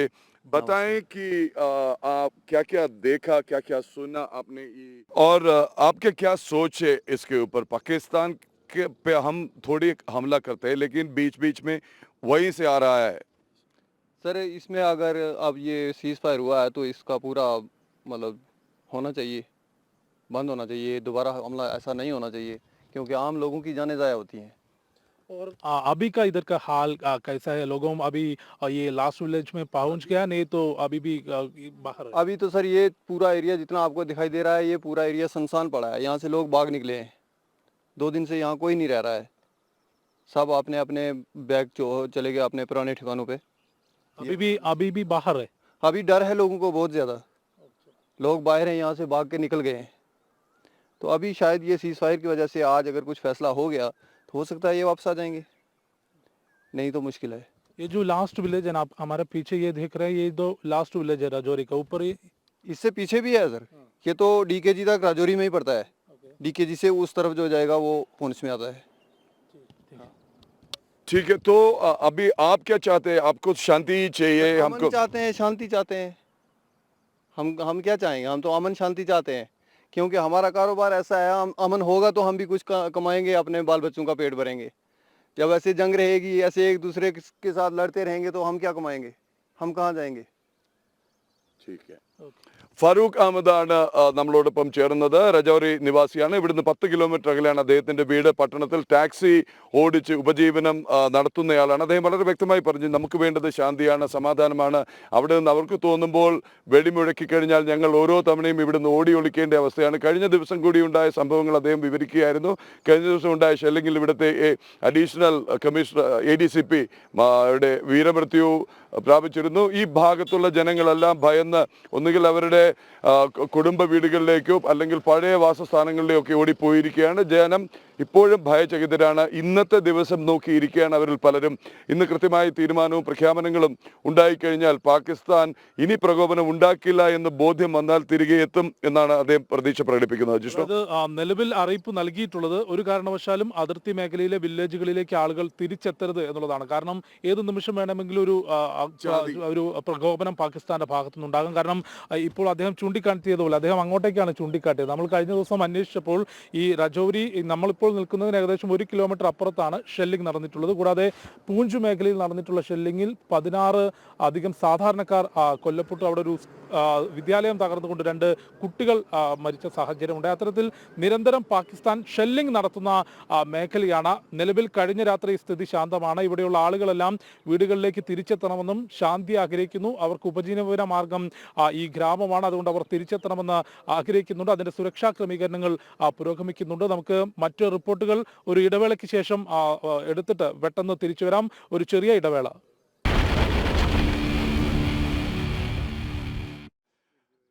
രജൌരിയിൽ നിന്നുള്ള സ്പെഷ്യൽ ബ്രോഡ്കാസ്റ്റ് തുടരുകയാണ്. തൊട്ട് മുമ്പ് ഇവിടുത്തെ നിവാസിയായ ഫറൂഖ് അഹമ്മദ് നമ്മളോട് സംസാരിച്ചു. അദ്ദേഹം വളരെ വ്യക്തമായി പറഞ്ഞു, ഈ പ്രകോപനങ്ങൾ ശാന്തി കെടുത്തുകയാണ്, ജീവിത മാർഗം തന്നെ തടയുകയാണ്. ഒട്ടേറെ പേർ ഇവിടുന്ന് പലായനം ചെയ്ത അവസ്ഥയാണ്. ഒരു തീരുമാനം സർക്കാർ ഉറപ്പ് നൽകുന്നത് വരെ അവർ മറ്റിടങ്ങളിൽ കഴിയും. കാര്യം അവരോട് സർക്കാർ പറഞ്ഞിരിക്കുന്നത് തൽക്കാലം ഇങ്ങോട്ട് വരേണ്ടതില്ല. കാര്യം പാക് പ്രകോപനം ഉണ്ടാവില്ല എന്ന് ഉറപ്പാക്കിയ ശേഷം മാത്രം മടങ്ങിയാൽ മതി എന്നുള്ളതാണ് പറഞ്ഞിരിക്കുന്നത്. നമുക്ക് മറ്റു ചില വാർത്തകൾ നോക്കാം.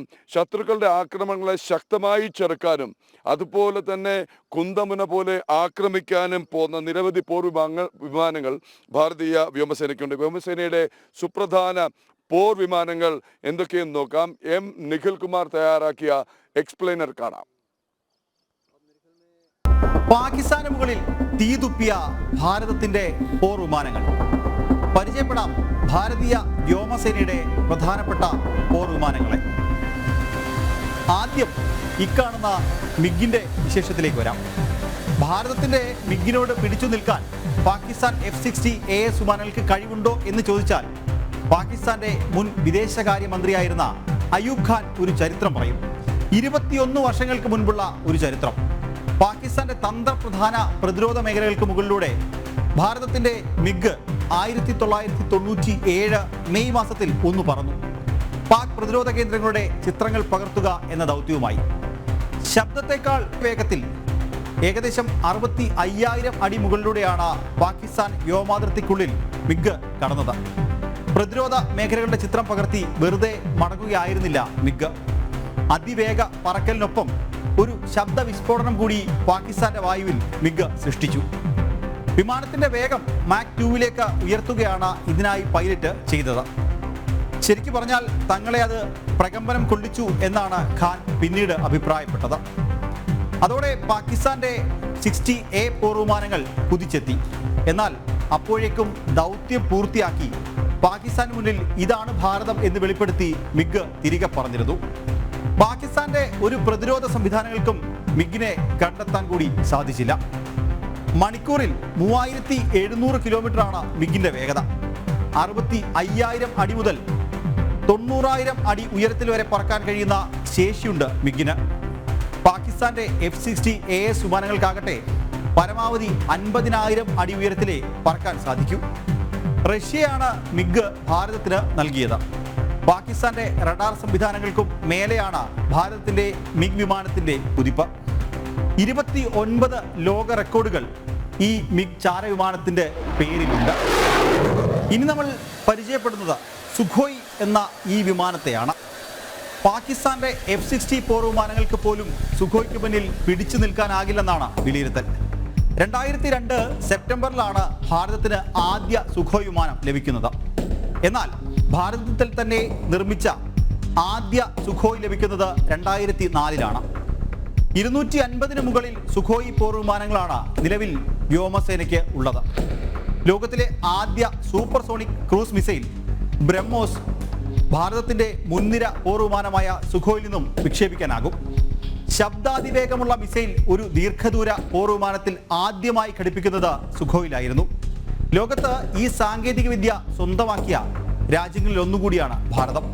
ശത്രുപാളയത്തിലെ ലക്ഷ്യസ്ഥാനങ്ങൾ വ്യക്തമായി കാണാതെ തന്നെ ആക്രമിക്കാൻ കഴിയും എന്നതാണ് സുഖോയ് ബ്രഹ്മോസ് മിസൈൽ സംയോജനത്തിന്റെ ഏറ്റവും വലിയ ഗുണവും. അതായത് ഈ ഒരു സുഖോയ് ബ്രഹ്മോസും ചേർന്നാൽ അത് ശത്രുപാളയങ്ങളെ കൃത്യമായി ഐഡന്റിഫൈ ചെയ്ത് മാർക്ക് ചെയ്ത് ആക്രമിക്കാനുള്ള കഴിവ് ഈ വിമാനത്തിനുണ്ട് എന്നുള്ളതാണ് ഏറ്റവും വലിയ പ്രത്യേകത. മിറാഷ് സ്വന്തം സൈനികരുടെ ജീവന് ഭാരതം പകവീട്ടിയ ബലാക്കോട്ട് ആക്രമണത്തിന്റെ ഭയം ഇന്നുമുണ്ട് പാകിസ്ഥാന്. പുൽവാമ ഭീകരാക്രമണം പിന്നിട്ട് 12 ദിവസങ്ങൾ കഴിഞ്ഞ പുലർച്ചെ ഭാരതത്തിന്റെ യുദ്ധവിമാനമായ മിറാഷ് 2000 പറന്ന് പാക് മണ്ണിൽ സംഹാര താണ്ഡവമാടി.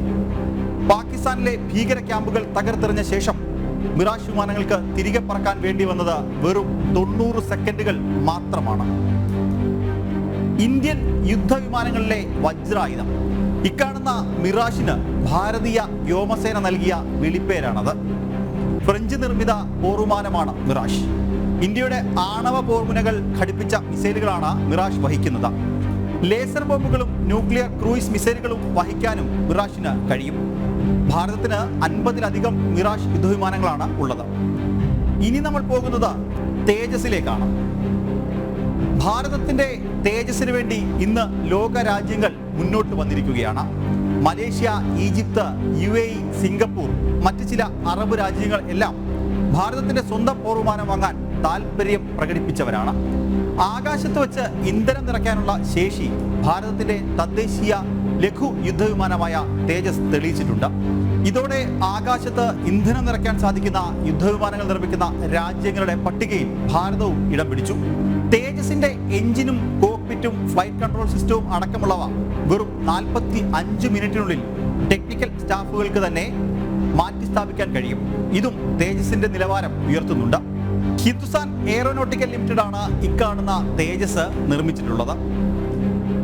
ഏത് പ്രതികൂല സാഹചര്യത്തിലും ശത്രു സങ്കേതങ്ങൾ തകർക്കാൻ കഴിയുന്ന രീതിയിലാണ് ഈ തേജസ് വിമാനങ്ങൾ രൂപകൽപ്പന ചെയ്തിട്ടുള്ളത്.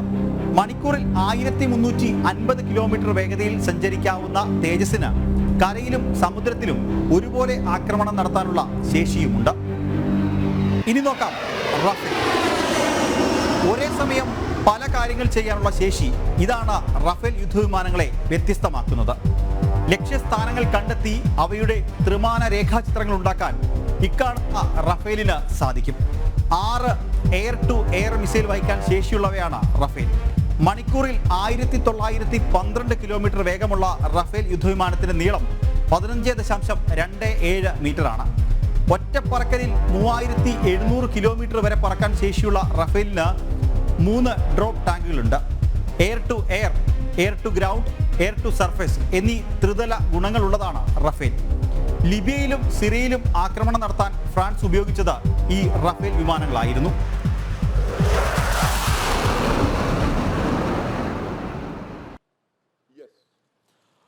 നമ്മളിപ്പോഴുള്ളത് രജൌരിയിലാണ്. നേരത്തെ പ്രേക്ഷകരോട് നമ്മൾ ചൂണ്ടിക്കാണിച്ചു. ഞങ്ങളിപ്പോൾ നിൽക്കുന്നത് രജൌരിയിൽ 10-ാം തീയതി രാവിലെ 5:30 ഷെല്ലിംഗ് നടന്നിട്ടുള്ള മേഖലയിലാണ്. ആ ദൃശ്യങ്ങൾ നമുക്ക് കാണാൻ സാധിക്കും. പുലർച്ചെ 4 മണി മുതൽ 5:30 വരെ തുടർച്ചയായി ഇവിടെ ഷെല്ലിംഗ് നടന്നു എന്നുള്ളതാണ് പ്രദേശവാസികൾ വ്യക്തമാക്കിയിട്ടുള്ളത്. ഈ മേഖലകളിൽ നിന്ന് നേരത്തെ തന്നെ ആളുകളെ പൂർണ്ണമായും ഒഴിപ്പിച്ചതുകൊണ്ട് മറ്റ് ആളപായമോ കാഷ്വാലിറ്റീസോ മെഡിക്കൽ എമർജൻസിയോ ഒന്നും തന്നെ റിപ്പോർട്ട് ചെയ്തിരുന്നില്ല. പക്ഷേ ആ ദൃശ്യങ്ങൾ കാണാൻ സാധിക്കും. ഒരു വീടിന്റെ മുകൾ നിലയിലാണ് ആ ഷെല്ല് വന്ന് പതിച്ചിട്ടുള്ളത്. അവിടെ ആ ഒരു മുകൾ ഭാഗം പൂർണ്ണമായും ടാർപോളിൻ കെട്ടിക്കൊണ്ട് മറച്ചിട്ടുണ്ട്. താഴെ ഇപ്പോൾ അതിന്റെ ദൃശ്യങ്ങൾ കാണാം. ആ മുകൾ നിലയിലാണ് ഷെല്ല് വന്ന് പതിച്ചിട്ടുള്ളത്. ആ ഒരു ഭാഗം പൂർണ്ണമായും തകർന്നുപോയി. അവിടെ ഇപ്പോൾ ടാർപോളിൻ കെട്ടി മറച്ചിട്ടുണ്ട്. താഴേക്ക് അതിന്റെ ആ ഷെല്ലിങ്ങിൽ താഴേക്ക് ചുമരുകളും ഒപ്പം ആ റൂമിലുണ്ടായിരുന്ന ഫർണിച്ചറുകളുമെല്ലാം താഴേക്ക് വീണതിന്റെയും പൊട്ടിത്തകർന്നതിന്റെയും ദൃശ്യങ്ങൾ കാണാം. ഇതാണ് ഈ അതിർത്തി മേഖലകളിലെ കാഴ്ചകൾ. എത്രത്തോളം ഭയാനകമാണ് എന്നുള്ളത്. ഇവിടെ നിന്ന് ആളുകൾ ഒഴിപ്പിച്ചിരുന്നില്ലെങ്കിൽ വലിയൊരു അപകടം ഉണ്ടായേനെ. തീർച്ചയായിട്ടും. കാര്യം താഴെ കടയും മുകളിൽ ആൾക്കാർ താമസിക്കുന്ന രീതിയിലാണ് ഇവിടെ ഈ കെട്ടിടങ്ങളുടെ ഒരു സംവിധാനമുള്ളത്. അതിന്റെ മുകളിലത്തെ നിലയിൽ, അതായത് ആൾക്കാർ താമസിച്ചിരുന്ന ഇടങ്ങളിൽ അവർ ഉറങ്ങിക്കിടക്കുമ്പോഴായിരുന്നിരിക്കണം ഈ ഷെല്ല് പതിക്കേണ്ടിയിരുന്നത്. പക്ഷേ ഇവിടെ സംഘർഷം ഉടലെടുക്കുകയും പാകിസ്ഥാന്റെ പ്രകോപനം ആരംഭിക്കുകയും ചെയ്ത സാഹചര്യത്തിൽ ഇവിടെ നിന്ന് ആൾക്കാർ ഒഴിഞ്ഞു പോയിരുന്നു. അതുകൊണ്ടാണ് ജീവാപായം ഒഴിവായി കിട്ടിയത്. പക്ഷെ ഒരു ചുവരൊന്നടങ്കം അതിന്റെ ജനലോട് കൂടി തകർന്ന് താഴെ പതിച്ചിരിക്കുകയാണ്. ജനൽ ചില്ലുകൾ തകർന്ന് ഇവിടെ കിടപ്പുണ്ട്. ഭിത്തി, ഈ വലിയ ഇഷ്ടിക കെട്ടിയ ഭിത്തി അപ്പാടെ തകർന്ന്, ആ മുൻഭാഗത്തെ ഭിത്തി അമ്പാടെ തകർന്ന് താഴെ പതിച്ചിരിക്കുകയാണ്. ഛിന്നം ഭിന്നമായായി ആ ഭിത്തി ഇഷ്ടിക കഷ്ണങ്ങളോടുകൂടി കിടക്കുന്നു. ജനലിൻ്റെ ചില്ലുകൾ പൊട്ടി താഴെ കിടക്കുന്നുണ്ട്. വളരെ വ്യക്തമാണ്. ഇത് സംസാരിക്കുന്ന തെളിവുകളാണ്. ഇവിടെയുള്ള നമ്മോട് അല്പം മുമ്പ് സംസാരിച്ച ഫാറൂഖ് അഹമ്മദ് പറഞ്ഞത് രാവിലെ 4-നും 6-നും ഇടയിലാണ്. സൈനിക വൃത്തങ്ങൾ സൂചിപ്പിച്ചു അതാണ് ഇവരുടെ ഈ പ്രകോപനം ഉണ്ടാകുന്നത്. ജീവനെക്കുറിച്ച് യാതൊരു ബോധവുമില്ലാതെ യാതൊരു പ്രകോപനവുമില്ലാതെ ഇങ്ങോട്ടേക്ക് ഷെൽ വർഷം നടത്തുന്നത്. അങ്ങനെ പുലർച്ചെ 5 മണിയോടടുപ്പിച്ച് നടത്തിയ ഷെൽ വർഷത്തിൻ്റെ ബാക്കി പത്രമാണ് നമ്മൾ ഈ കാണുന്നത്. റോഡിൽ ചിന്നിച്ചിതറി കിടന്ന ചില്ലുകളായിരിക്കാം ഒരുപക്ഷെ മറുവശത്ത് റോഡിൻ്റെ മറുവശത്തുള്ള കടയുടെ വരാന്തയിലേക്ക് വരെ എടുത്ത് വച്ചിരിക്കുന്ന ഈ കാഴ്ച കാണാം. കാര്യം പിന്നീട് വാഹനങ്ങൾക്കും ആൾക്കാർക്കും നടക്കാനായിട്ട് വേണം. റോഡിൻ്റെ മറുകരയിലുള്ള കടയുടെ വരാന്തയിലാണ് ഇവിടെ പൊട്ടി തകർന്ന് വീണ ചില്ലിൻ്റെ കഷ്ണങ്ങൾ മാറ്റിയിരിക്കുന്നത് ജനങ്ങൾ. അവിടെ SBI ATM-ൻ്റെ താഴെയാണ് ഈ ചില്ലുകൾ എടുത്തു വച്ചിരിക്കുന്നത്. അത് സംസാരിക്കുന്ന തെളിവുകളാണ്. എന്താണ് ഇവിടെ പാകിസ്ഥാൻ ചെയ്യുന്നതെന്ന് നാട്ടിൽ നിന്ന് ഫേസ്ബുക്ക് പോസ്റ്റ് ഇടുന്നവർക്ക് മനസ്സിലായില്ലെങ്കിൽ അവർ കൂടി കാണാൻ വേണ്ടിയാണ് ഈ കാഴ്ചകൾ പ്രേക്ഷകരിലേക്ക് എത്തിക്കുന്നത്. പാകിസ്ഥാൻ നടത്തുന്ന ഒരു പ്രകോപനവുമില്ലാത്ത ഭീരുത്വം നിറഞ്ഞ നടപടികളിലൂടെ അവരുടെ നാണക്കേട് മറയ്ക്കാൻ, അവർക്കുണ്ടായ തിരിച്ചടികളിൽ നിന്ന് എങ്ങനെയെങ്കിലും ജനശ്രദ്ധ മാറ്റിവിടാനും നാട്ടിൽ പിടിച്ചു നിൽക്കാനുമായിട്ട് പാകിസ്ഥാൻ സൈന്യവും ഭീകരരും ISIയും ചേർന്ന് നടത്തുന്ന നീക്കങ്ങളിൽ ഒന്നിൻ്റെ തെളിവാണ്, അതിൻ്റെ സാക്ഷ്യപത്രമാണ് ഈ കാണുന്നത്. അതിന് മുന്നിലാണ് ഇന്നിപ്പോൾ ഞാനും ജിഷ്ണുവും നിൽക്കുന്നത്. ജിഷ്ണു, പാകിസ്ഥാന് തിരിച്ചടി ആയത്, പാകിസ്ഥാനെ ഞെട്ടിച്ചത്, ഒരു പക്ഷേ പാകിസ്ഥാനെ വെടിനിർത്തൽ എന്നുള്ള യാചനയുമായി ഭാരതത്തിന് മുന്നിലേക്ക് വരേണ്ടി വന്നത്, കരഞ്ഞുകൊണ്ട് മറ്റു രാജ്യങ്ങളുടെ സഹായം തേടേണ്ടി വന്ന അവസ്ഥയുണ്ടാക്കിയത് ബ്രഹ്മോസ് മിസൈലാണ്. ഈ ഭാരതത്തിൻ്റെ ബ്രഹ്മാസ്ത്രം. ഈ ബ്രഹ്മോസ് മിസൈൽ പോയി തകർത്തത് എന്തൊക്കെയാണെന്ന് അക്കമിട്ട് ഭാരതത്തിൻ്റെ സേനാ വക്താക്കൾ പറഞ്ഞു കഴിഞ്ഞു. 4 വ്യോമതാവളങ്ങളടക്കം അവരുടെ എയർബേസുകൾ, അവിടുത്തെ റൺവേകളടക്കം തകർക്കുകയും ആക്രമണത്തിനോ പ്രത്യാക്രമണത്തിനോ പ്രതിരോധത്തിനോ കെൽപ്പില്ലാത്ത വിധം പാകിസ്ഥാൻ്റെ ആത്മവിശ്വാസവും അവരുടെ സകല ഇൻസ്റ്റലേഷൻസും തകർത്ത സാഹചര്യത്തിലാണ്. എന്തായാലും ആദ്യമായാണ് ഭാരതം ഈ ബ്രഹ്മോസ് മിസൈൽ ശത്രുവിന് നേരെ പ്രയോഗിക്കുന്നത് എന്നുകൂടി നാം തിരിച്ചറിയേണ്ടതുണ്ട്. ഗൗതം അനന്തനാരായണൻ തയ്യാറാക്കിയിട്ടുണ്ട് ഇതേക്കുറിച്ചൊരു വാർത്ത. ബ്രഹ്മോസ് എങ്ങനെ ഭാരതത്തിൻ്റെ ബ്രഹ്മാസ്ത്രമായി എന്ന് നമുക്ക് കാണാം. 9-ാം തീയതി പുലർച്ചെ പാകിസ്ഥാൻ തൊടുത്തുവിട്ട ബാലിസ്റ്റിക് മിസൈൽ ഹരിയാനയിലെ സിർസയിൽ ഭാരതം നിർവീര്യമാക്കിയിരുന്നു. ഇതിന് തിരിച്ചടിയെന്ന നിലയിലാണ് പാകിസ്ഥാന്റെ വ്യോമതാവളങ്ങൾ ലക്ഷ്യമിട്ടത്. ഭാരതത്തിന്റെ അത്യാധുനിക സൂപ്പർസോണിക് ക്രൂയിസ് മിസൈൽ ബ്രഹ്മോസ് ഉപയോഗിച്ച് പാകിസ്ഥാന്റെ 4 എയർബേസുകൾ തവിടുപൊടിയാക്കി. വ്യോമമാർഗമായിരുന്നു ഭാരതത്തിന്റെ പ്രത്യാക്രമണം. ആകാശമാർഗം കരയിലേക്ക് പതിപ്പിക്കാൻ കഴിയുന്ന ബ്രഹ്മോസ് മിസൈലിന്റെ ദൂരപരിധി 450 മുതൽ 500 കിലോമീറ്റർ വരെയാണ്. അതിനാൽ ഭാരതത്തിന്റെ വ്യോമാതിർത്തിയിൽ നിന്നുകൊണ്ട് തന്നെ മിസൈലുകൾ വിക്ഷേപിച്ചു. കരയിൽ നിന്ന് വിക്ഷേപിക്കാൻ കഴിയുന്ന ബ്രഹ്മോസ് മിസൈലിന്റെ ദൂരപരിധിയാകട്ടെ 950 കിലോമീറ്ററും. അതേസമയം ദേശീയ സാങ്കേതിക ദിനത്തിൽ ലക്നൌവിൽ ബ്രഹ്മോസിന്റെ നിർമ്മാണ കേന്ദ്രം പ്രതിരോധ മന്ത്രി രാജ്നാഥ് സിംഗ് ഉദ്ഘാടനം ചെയ്തു. 80 ഏക്കറിൽ 300 കോടി മുടക്കിയാണ് നിർമ്മാണം. പ്രതിവർഷം 90 മുതൽ 100 വരെ ബ്രഹ്മോസ് മിസൈലുകൾ ഇവിടെ നിർമ്മിക്കും. ജനം, ഡൽഹി.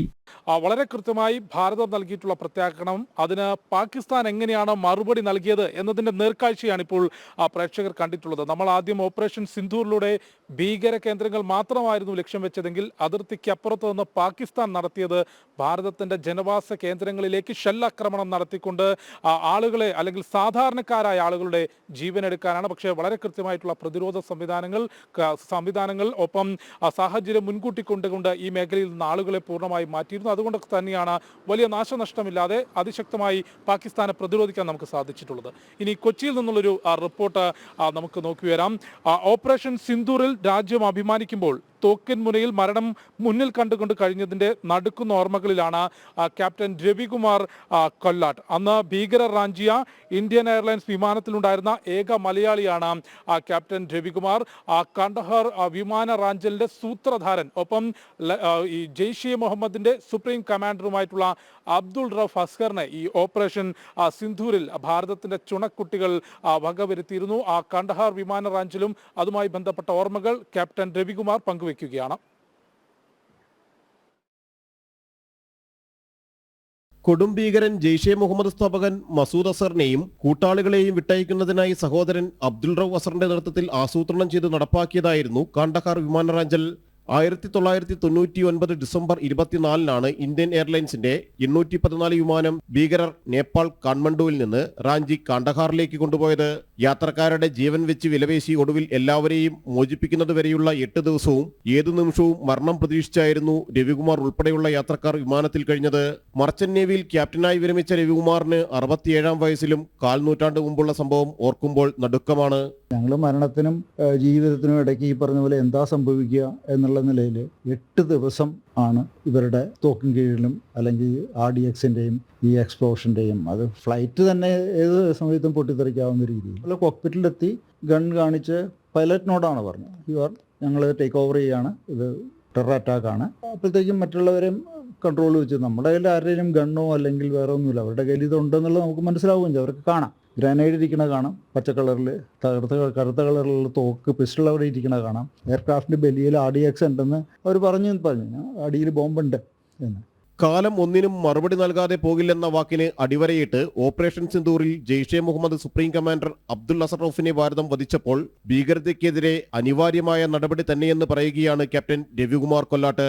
ഇപ്പം ഞാൻ മനസ്സിലാക്കിയിടത്തോളം അഷർ എന്ന് പറഞ്ഞ വ്യക്തിയെ ഈ സ്ട്രൈക്കിൽ കൊല്ലപ്പെട്ടു എന്നാണ് എനിക്ക് മനസ്സിലായത്. അത് അയാൾ ഈ വിമാനറാഞ്ചലിൻ്റെ അന്നത്തെ കണ്ഡഹാർ വിമാനറാഞ്ചലിൻ്റെ മെയിനായിട്ടുള്ള ആളായിരുന്നു. അയാളുടെ ബ്രദറിന് വേണ്ടിയിട്ട് ആണ് ഈ ഫ്ലൈറ്റ് റാഞ്ച് ചെയ്തതെന്നാണ് അന്ന് ഇയാൾ പറഞ്ഞത്, നമ്മളുമായിട്ട് സംസാരം ഉണ്ടായപ്പോഴേ. ഇപ്പോൾ അത് അങ്ങനെ സംഭവിച്ചു എന്ന് പറയുന്നത് ഒരു ആപ്റ്റായിട്ടുള്ള ഒരു ഡിസിഷനാണ്, കറക്റ്റായിട്ടുള്ളത്, അനിവാര്യമാണ്. ഇതിപ്പോൾ ഇന്നസെൻ്റ് ആയിട്ടുള്ള ആളുകൾ, ഇപ്പോൾ നമ്മൾ പഹൽഗാമിലാണെങ്കിലും അല്ലെങ്കിൽ ഈ ഹൈജാക്കിൻ്റെ കണ്ഡഹാർ ഹൈജാക്കിലാണെങ്കിലും ഇന്നസെൻ്റായ വ്യക്തികളെയും ഫാമിലിയെയുമാണ് ഇവർ ടാർഗറ്റ് ചെയ്യുന്നത്. ഡൽഹിയിലേക്കുള്ള യാത്രക്കിടയിലായിരുന്നു ഭീകരവാദികൾ വിമാനം റാഞ്ചിയത്. അന്നത്തെ പത്രങ്ങളിലെ തലക്കെട്ടുകളിൽ ദിവസങ്ങളോളം നിറഞ്ഞത് വിമാന റാഞ്ചലും ബന്ദികളുടെ മോചനവുമായി ബന്ധപ്പെട്ട വാർത്തകളായിരുന്നു. വിമാന ടിക്കറ്റുകളും യാത്രാരേഖകളും പത്രക്കട്ടിങ്ങുകളുമെല്ലാം രവികുമാർ സൂക്ഷിച്ചു വെച്ചിട്ടുണ്ട്. കൊച്ചിയിലെ ഫ്ളാറ്റിലിരുന്ന് വീണ്ടും അവയിലൂടെ കണ്ണോടിക്കുമ്പോൾ മുന്നിൽ തെളിയുന്നത് അന്നത്തെ ഓർമ്മകളാണ്. ജനം, കൊച്ചി. അതെ, 25 വർഷങ്ങൾക്കിപ്പുറം കണക്ക് തീർത്തിരിക്കുകയാണ് ഭാരതം. മസൂദ് അസറിന് വേണ്ടിയിട്ട് സഹോദരൻ നടത്തിയ അഭ്യാസം, അതിനൊടുവിൽ 25 വർഷങ്ങൾക്ക് ശേഷം അതേ സഹോദരനെ, ആസൂത്രകനെ, അത് നടപ്പാക്കിയ ആളെ ഓപ്പറേഷൻ സിന്ദൂർ തീർത്തിരിക്കുകയാണ്. പക്ഷേ ഭാരതത്തിൽ, ഈ കേരളത്തിലും പലർക്കും ഇപ്പോഴും വെളിച്ചം വീണിട്ടില്ല. മറ്റേതോ ലോകത്താണ്. രാജ്യവിരുദ്ധ നീക്കങ്ങളിൽ കേരളത്തിലെ മാവോയിസ്റ്റ്, അർബൻ മാവോയിസ്റ്റുകളും നിരീക്ഷണത്തിലാണ്. ഓപ്പറേഷൻ സിന്ദൂറിനെതിരെയും പാകിസ്ഥാൻ അനുകൂലമായും വ്യാപക പ്രചാരണങ്ങൾ ഇത്തരം ഗ്രൂപ്പുകൾ സമൂഹ മാധ്യമങ്ങൾ നടത്തിയിരുന്നു. സിന്ദൂറിനെതിരെ വ്യാജ പ്രചാരണം നടത്തിയ മലയാളി മാധ്യമ പ്രവർത്തകൻ റജാസ് എം ഷീബ സിദ്ദിഖ് കഴിഞ്ഞ ദിവസം നാഗ്പൂരിൽ അറസ്റ്റിലായിരുന്നു. NIA ഈ കേസ് അന്വേഷിക്കുന്നുണ്ട്. ഒപ്പം യുവാവിൻ്റെ വീട്ടിൽ മഹാരാഷ്ട്ര ATS പരിശോധനയ്ക്കും എത്തിയിരുന്നു. ഓപ്പറേഷൻ സിന്ദൂറിനെതിരെ വ്യാജപ്രചരണം നടത്തിയ റജാസ് എം ഷീബ സിദ്ദിഖിനെ നാഗ്പൂർ ലഗ്ദഗഞ്ച് പോലീസായിരുന്നു അറസ്റ്റ് ചെയ്തിരുന്നത്. സൈനിക നടപടിയെ വിമർശിച്ച് രാജ്യവിരുദ്ധ സമൂഹ മാധ്യമ പോസ്റ്റുകൾ ഇട്ടായിരുന്നു വ്യാപക പ്രചരണം. നിരോധിത മാവോയിസ്റ്റ് സംഘടനയായ CPI മാവോയിസ്റ്റ് പ്രവർത്തനങ്ങളിലും സജീവമായിരുന്നു റജാസ്. ഇതേ രീതിയിൽ അർബൻ മാവോയിസ്റ്റുകൾ സംഘടിതമായി രാജ്യവിരുദ്ധ പ്രചാരണത്തിനും പ്രവർത്തനങ്ങൾക്കുമായി ഭാരതവും പാകിസ്ഥാനുമായുള്ള സംഘർഷ സാഹചര്യത്തെ ഉപയോഗപ്പെടുത്തുകയാണെന്ന വിവരം വിവിധ രഹസ്യാന്വേഷണ വിഭാഗങ്ങൾക്ക് ലഭിച്ചിട്ടുണ്ട്. പാകിസ്ഥാന് അനുകൂലമായും ഭാരത വിരുദ്ധമായുമുള്ള വ്യാജ പ്രചാരണങ്ങൾക്കൊപ്പം യുദ്ധത്തിനെതിരെ എന്ന പേരിൽ കൂട്ടായ്മകൾക്കുള്ള നീക്കങ്ങളും അർബൻ മാവോയിസ്റ്റ് ഗ്രൂപ്പുകൾ നടത്തിയിരുന്നു. പഹൽഗാമിൽ നിരപരാധികളെ തോക്കിനിരയാക്കിയ ഭീകരവാദികളുടെ വീടുകൾ നിയന്ത്രിത സ്ഫോടനത്തിൽ തകർത്തതിനെതിരെയും മാവോയിസ്റ്റ് ഗ്രൂപ്പുകൾ കൊച്ചിയിൽ പരസ്യ പ്രതിഷേധം നടത്തിയിരുന്നു. അർബൻ മാവോയിസ്റ്റ് പ്രവർത്തനങ്ങൾ സജീവമാകുന്നു എന്നതിന്റെ കൃത്യമായ വിവരങ്ങൾ കേന്ദ്ര സംസ്ഥാന രഹസ്യാന്വേഷണ വിഭാഗങ്ങൾക്ക് ലഭിച്ചിട്ടുണ്ട്. റജാസിന്റെ കൊച്ചി എളമക്കരയിലെ വീട്ടിൽ ഇന്നലെ മഹാരാഷ്ട്ര ATSഉം പരിശോധന നടത്തിയിരുന്നു. ജനം, കൊച്ചി.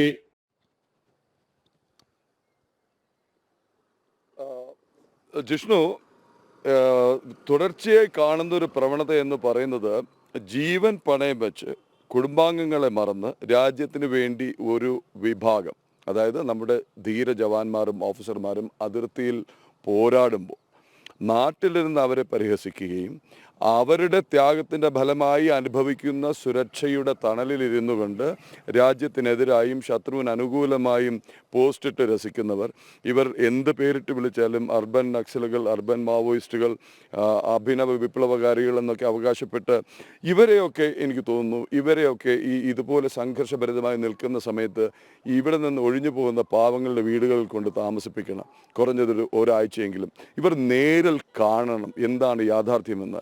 മഞ്ഞിലും മഴയിലും മണലാരണ്യത്തിലും സേവനമനുഷ്ഠിക്കുന്ന ധീര ജവാന്മാരെ പോലും പരിഹസിക്കുന്ന ഈ വളരെ നിഷ്ഠൂരമായ ഭാഷയിൽ, വളരെ ഹീനമായ ഭാഷയിൽ അവരെ അപമാനിക്കുന്നവർക്കുള്ള ഏക മരുന്ന് അതാണെന്ന് തോന്നുന്നു. ഇവരെയൊന്നും അറസ്റ്റ് ചെയ്ത് സർക്കാർ ചെലവിൽ ജയിലിൽ പാർപ്പിച്ച് ഭക്ഷണം കൊടുക്കുകയല്ല വേണ്ടത്. ഇവർക്ക് കൊടുക്കേണ്ട ട്രീറ്റ്മെൻറ്റ്, ഇവരെയൊക്കെ റിമാൻഡ് ചെയ്യേണ്ടത് അതിർത്തിയിലുള്ള ഇത്തരം സംഘർഷഭരിതമായ മേഖലകളിൽ കൊണ്ട് താമസിപ്പിക്കുക എന്നുള്ളതാണ് യാഥാർത്ഥ്യമെന്ന് ബോധ്യപ്പെടുത്തി കൊടുക്കുക എന്നാണ് എനിക്ക് തോന്നുന്നത്. ജിഷു, അതായത് രാജ്യത്തിന്റെ ഏറ്റവും അങ്ങേയറ്റത്തിരുന്നു കൊണ്ട് സുരക്ഷിതമാണെന്ന് കരുതിക്കൊണ്ട് അവകാശങ്ങളെക്കുറിച്ച് സംസാരിക്കുന്നു, ഉത്തരവാദിത്തത്തെക്കുറിച്ച് ബോധമില്ലാതെ അവകാശങ്ങളെക്കുറിച്ച് മാത്രം സംസാരിക്കുകയും ഇത്തരത്തിൽ സൈന്യത്തെയും ഒപ്പം പ്രദീപ് പ്ലസ് ചൂണ്ടിക്കാട്ടിയതുപോലെ സൈന്യമെടുക്കുന്ന എഫേർട്ട് എത്രത്തോളമാണ് എന്നുള്ളത് നേരിട്ട് കാണുമ്പോഴും, അല്ലെങ്കിൽ ഈ അതിർത്തി മേഖലകളിലെ ജനങ്ങൾ എത്രത്തോളം വേദന അനുഭവിക്കുന്നുണ്ട്. സ്വന്തം വീട്ടിൽ നിന്നൊരു രാത്രി കയ്യിൽ കിട്ടുന്നത് എടുത്ത് മറ്റൊരു സ്ഥലത്തേക്ക് പോവുക എന്നുള്ളത് അത് അനുഭവിക്കുമ്പോൾ മാത്രമേ നമുക്ക് അറിയാൻ സാധിക്കുകയുള്ളൂ. അത്തരം വേദനകളിലൂടെ അതിർത്തി ഗ്രാമങ്ങൾ കടന്നു പോകുമ്പോൾ പ്രതിരോധ നിര തീർത്തും ശക്തമാക്കിക്കൊണ്ട് ജമ്മു കാശ്മീർ ഉൾപ്പെടെ അതിർത്തി മേഖലകളിലെ ഏറ്റവും അവസാനത്തെ വില്ലേജിലെ ഏറ്റവും അവസാനത്തെ വീട്ടിലെ പൗരനെ പോലും സുരക്ഷിതമാക്കാനുള്ള പ്രവർത്തനങ്ങളാണ് ഇപ്പോൾ കേന്ദ്ര സർക്കാരും സൈന്യവും നമ്മുടെ സുരക്ഷാ ഏജൻസികളും നടത്തി വരുന്നത്. ഏതായാലും അത്തരം റിപ്പോർട്ടുകളിലേക്ക് നമുക്ക് വരാമെന്ന് തോന്നുന്നു. കേരളത്തിലും തിരുവനന്തപുരത്തും ഒന്ന് പോയിട്ട് മടങ്ങി വരാൻ തോന്നുന്നു. KPC ആസ്ഥാനത്തൊരു ചടങ്ങ് നടക്കുകയാണ്. പുതിയ KPCC പ്രസിഡന്റ് രാവിലെ 9:30 ചുമതല ഏൽക്കുകയാണ്. ഉൾപ്പൂര് അതിൻ്റെ മൂർധന്യത്തിൽ നിൽക്കുകയാണ് സംസ്ഥാനത്തെ കോൺഗ്രസിൽ. കാരണം ഈ സണ്ണി ജോസഫിനെ ഈ സ്ഥാനത്തേക്ക് പരിഗണിക്കുന്നു, ആന്റണിയെ പരിഗണിക്കുന്നു എന്നുള്ള വാർത്തകൾ വന്നു തുടങ്ങിയപ്പോൾ, കെ സുധാകരനെ മാറ്റുന്നു എന്ന് വന്നപ്പോൾ കെ മുരളീധരൻ നടത്തിയൊരു പരാമർശമാണ് ഈ ഇതിൽ ചിരിയുണർത്തിയത്. ഫോട്ടോ കണ്ടാലെങ്കിലും കോൺഗ്രസ്സുകാർക്ക് തിരിച്ചറിയാൻ കഴിയുന്ന ഒരാളായിരിക്കണം KPCC അധ്യക്ഷൻ എന്നാണ് അദ്ദേഹം പറഞ്ഞത്. ഏതായാലും ആ തീരുമാനവുമായി കോൺഗ്രസ് ഹൈക്കമാൻഡ് മുന്നോട്ട് പോയിരിക്കുകയാണ്. ഇന്ന് KPCC ആസ്ഥാനത്ത് അദ്ദേഹത്തിൻ്റെ സ്ഥാനാരോഹണ ചടങ്ങ് നടക്കുകയാണ്. പ്രശാന്ത് ശങ്കരമംഗലത്ത് ചേരുകയാണ് തിരുവനന്തപുരത്ത് നിന്ന്. പ്രശാന്ത്, പുതിയ പ്രസിഡന്റിനെ സാധാരണ ആഘോഷമായി വരവേൽക്കുന്ന കാഴ്ചയാണ് KPCC ആസ്ഥാനത്ത് ഉള്ളതെങ്കിൽ ഇത്തവണ ഉൾപ്പോര് അതിൻ്റെ മൂർധന്യത്തിൽ നിൽക്കുകയാണ്. എന്താണ് അവിടെ നിന്ന് ലഭിക്കുന്ന വിവരങ്ങൾ? ഐക്യ പുറമെയെങ്കിലും കാണിക്കാനുള്ള ശ്രമമുണ്ടോ? എല്ലാ നേതാക്കളും അവിടെ എത്തിച്ചേരും എന്ന് കരുതുന്നുണ്ടോ? പ്രശാന്ത് ശങ്കരമംഗലത്ത്.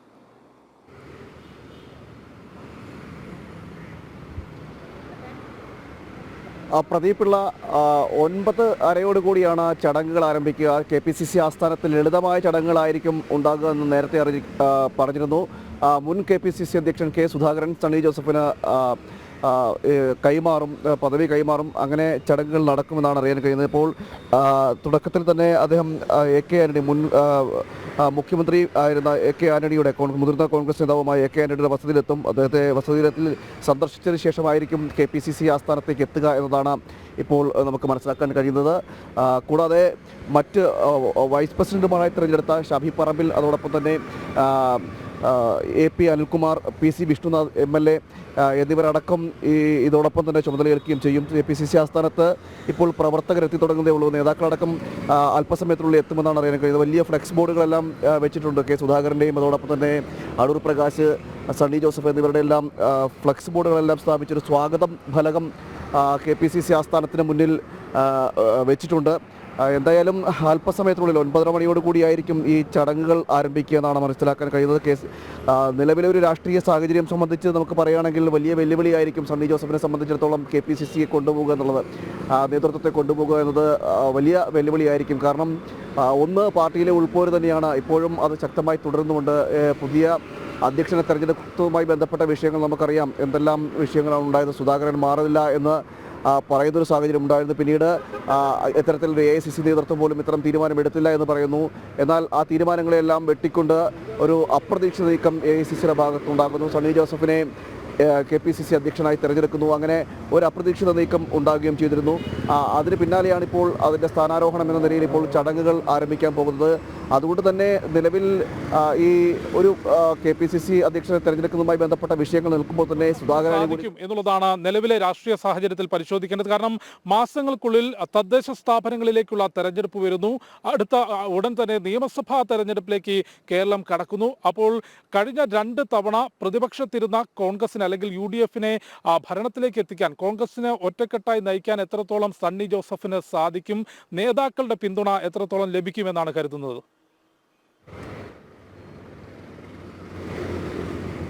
ജിഷ്ണു, സണ്ണി ജോസഫിനെ സംബന്ധിച്ചിടത്തോളം നമുക്ക് പറയുകയാണെങ്കിൽ കണ്ണൂരിൻ്റെ ഒരു പ്രാദേശിക രാഷ്ട്രീയം മാത്രം കൈമുതലാക്കിയ ആളെന്നാണ് വിമർശനങ്ങളായിട്ട് വരുന്നത്. അത്തരത്തിൽ ഉള്ളൊരാൾ സംസ്ഥാന നേതൃത്വത്തിൻ്റെ തലപ്പത്തേക്ക് വരുമ്പോൾ എത്ര കണ്ടതിൽ ഈ പ്രവർത്തകരെ എല്ലാം ഒരുമിച്ച് കൊണ്ടുപോകാൻ കഴിയുമെന്നതാണ് ഇപ്പോൾ ഏറ്റവും വെല്ലുവിളിയായി വരുന്നത്. നമുക്കറിയാം കോൺഗ്രസിനെ സംബന്ധിച്ചിടത്തോളം ഈ കോൺഗ്രസിനുള്ളിലെ അച്ചടക്കമില്ലായ്മ പലപ്പോഴും നമുക്ക് പ്രത്യക്ഷത്തിൽ മറന്നേക്ക് വന്നിട്ടുണ്ട്. അതായത് അധ്യക്ഷൻ ഒരു ഭാഗം പറയുമ്പോൾ അല്ലെങ്കിൽ അധ്യക്ഷൻ ഒരു കാര്യം പറയുമ്പോൾ പ്രവർത്തകർ അതിനെതിരായിട്ടുള്ള മറ്റ് സ്റ്റേറ്റ്മെൻറ്റുകളായിരിക്കും പറയുന്നത്. പലപ്പോഴും നമ്മൾ കണ്ടിട്ടുള്ളതാണ്.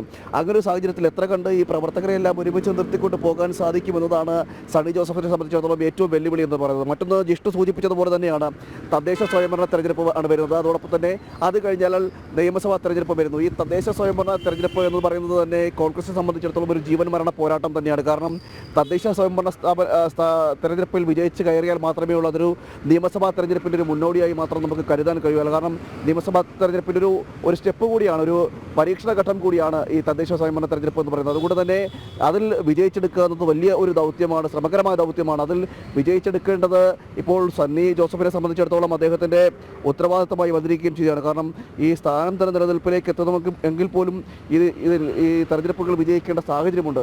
അതോടൊപ്പം തന്നെയാണ് നിയമസഭാ തെരഞ്ഞെടുപ്പ് ഒരു ജീവൻ മരണ പോരാട്ടമാണ്. നേരത്തെ ജിഷ്ണു സൂചിപ്പിച്ചതുപോലെ തന്നെ 2 തവണയായി പ്രതിപക്ഷ സ്ഥാനത്താണ് കോൺഗ്രസ് ഇരിക്കുന്നത്. ഇപ്പോഴും പല സംഘടനാ സംവിധാനങ്ങളടക്കം ഈ പ്രതിപക്ഷത്ത് വന്നതോടുകൂടി തന്നെ താറുമാറുന്ന സാഹചര്യമുണ്ട്. ഭരണം നഷ്ടപ്പെട്ടതോട് തന്നെ പല ഇടങ്ങളിലും സംഘടനാ സംവിധാനം തന്നെ നഷ്ടപ്പെടുന്ന സാഹചര്യമൊക്കെ ഇപ്പോൾ കോൺഗ്രസിന് നിലനിൽക്കുന്നുണ്ട്. മാത്രമല്ല പ്രവർത്തകർക്കുള്ളിൽ തന്നെ അമർഷമുണ്ടാക്കുന്നൊരു അവസ്ഥയുണ്ട്. ഇതിൽ നിന്നെല്ലാം മാറണമെങ്കിൽ ഭരണം പിടിക്കണം, അതാണ് ഏറ്റവും പ്രധാനമായിട്ടുള്ളത്.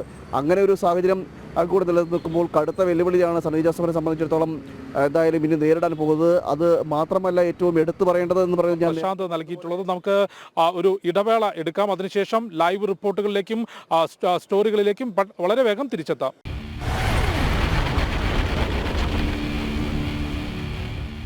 നമുക്ക് മറ്റ് വാർത്തകളിലേക്ക് ഒന്ന് പോയി വരാം. രാജ്യാന്തര വാർത്തകളാണ് ഇനി നോക്കാനുള്ളത്.